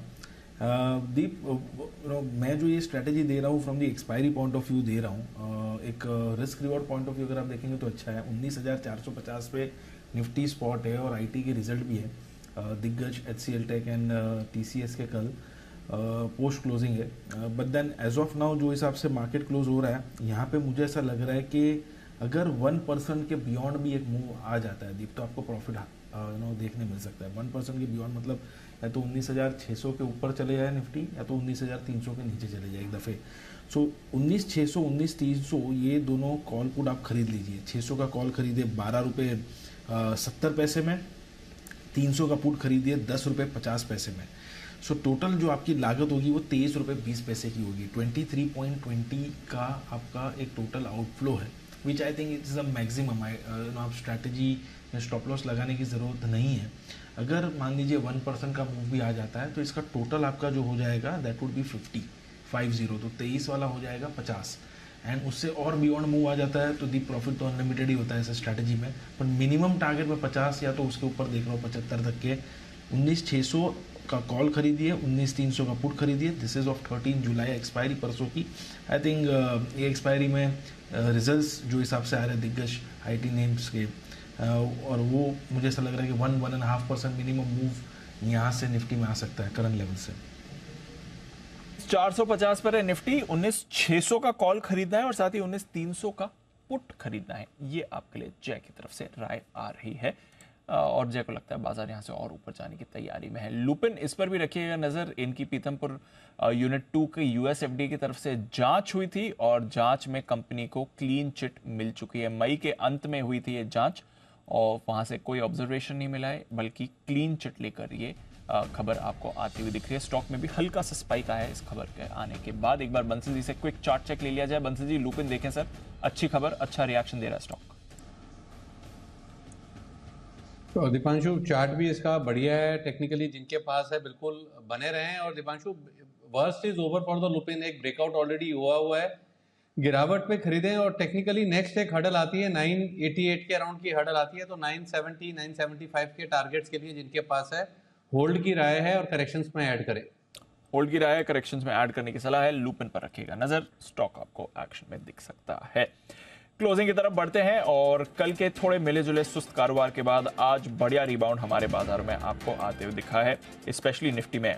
क्लोजिंग आज भी मिली जुली आपको होने वाली है। निफ्टी लगातार दूसरे दिन आपको आउट परफॉर्म करेगा, बट आज बाजार की ब्रेथ काफी बेटर रही है। कल एक रिलायंस की वजह से निफ्टी को सहारा था, बट आज ज्यादा सेक्टर, ज्यादा स्टॉक्स का सहारा मिला है और mid cap small cap index में तो जबरदस्त तेजी आई है। मिड कैप इंडेक्स आपको ऑलमोस्ट 1% ऊपर बंद होते हुए दिख रहा है और स्मॉल कैप इंडेक्स 1.25% ऊपर बंद होते हुए आपको दिखेगा। लुपिन एक्शन में था, फार्मा स्टॉक्स में तेजी भी आई है। सन फार्मा में बढ़िया खरीदारी आई है, 0.3% ऊपर ये काउंटर दिखा है। ऑटोज में लगातार बढ़िया एक्शन है, आइशर, मारुति, टाटा मोटर्स, इन सभी में आपको पॉजिटिविटी दिखी है। रिलायंस इंडस्ट्रीज कल 4% भागने के बाद आज भी 1.25% ऊपर है। ITC, LNT, Titan, Infy, tech Mahindra जैसे दिग्गजों का भी सहारा है। एचयूएल में भी खरीदारी रही। केमिकल स्टॉक्स में थोड़ी कमजोरी थी, यूपीएल टॉप लूजर था। जेएसडब्ल्यू स्टील में थोड़ा प्रेशर है। बजाज फाइनेंस, एक्सिस बैंक और एचसीएल टेक, यहां पर भी आपने कमजोरी देखी है। वायदा कारोबार की तरफ आइए, 7% ऊपर टाटा कॉम, 6.5% ऊपर Polycab, India mart, IDFC first bank, RBL, IDFC limited, HL, BEL, यहाँ पर बढ़िया तेजी रही। डिफेंस स्टॉक्स आज के स्टार्स थे, Mazagon dock, Cochin shipyard, garden reach shipbuilders, तीनों में बढ़िया एक्शन। मजगांव डॉक तो ऑफकोर्स स्टार है ही। भारत डायनामिक्स में आपने जबरदस्त उछाल देखा है। प्रीमियर एक्सप्लोसिव, एस्ट्रा माइक्रो में भी अच्छी तेजी आई है। तो अक्रॉस द स्पेस डिफेंस आज का लीडिंग स्टार था, बट बाजार में अच्छा एक्शन। वैसे लगातार दूसरे दिन अनिल जी मिली जुली क्लोजिंग है, जहां बैंक निफ्टी पर आपको सुस्ती दिख रही है फिर से, बट आज स्मॉल कैप, मिड कैप्स यहाँ से बड़ी तेजी आती है देखिए, और ज्यादा सेक्टोरल पार्टिसिपेशन भी बढ़िया था।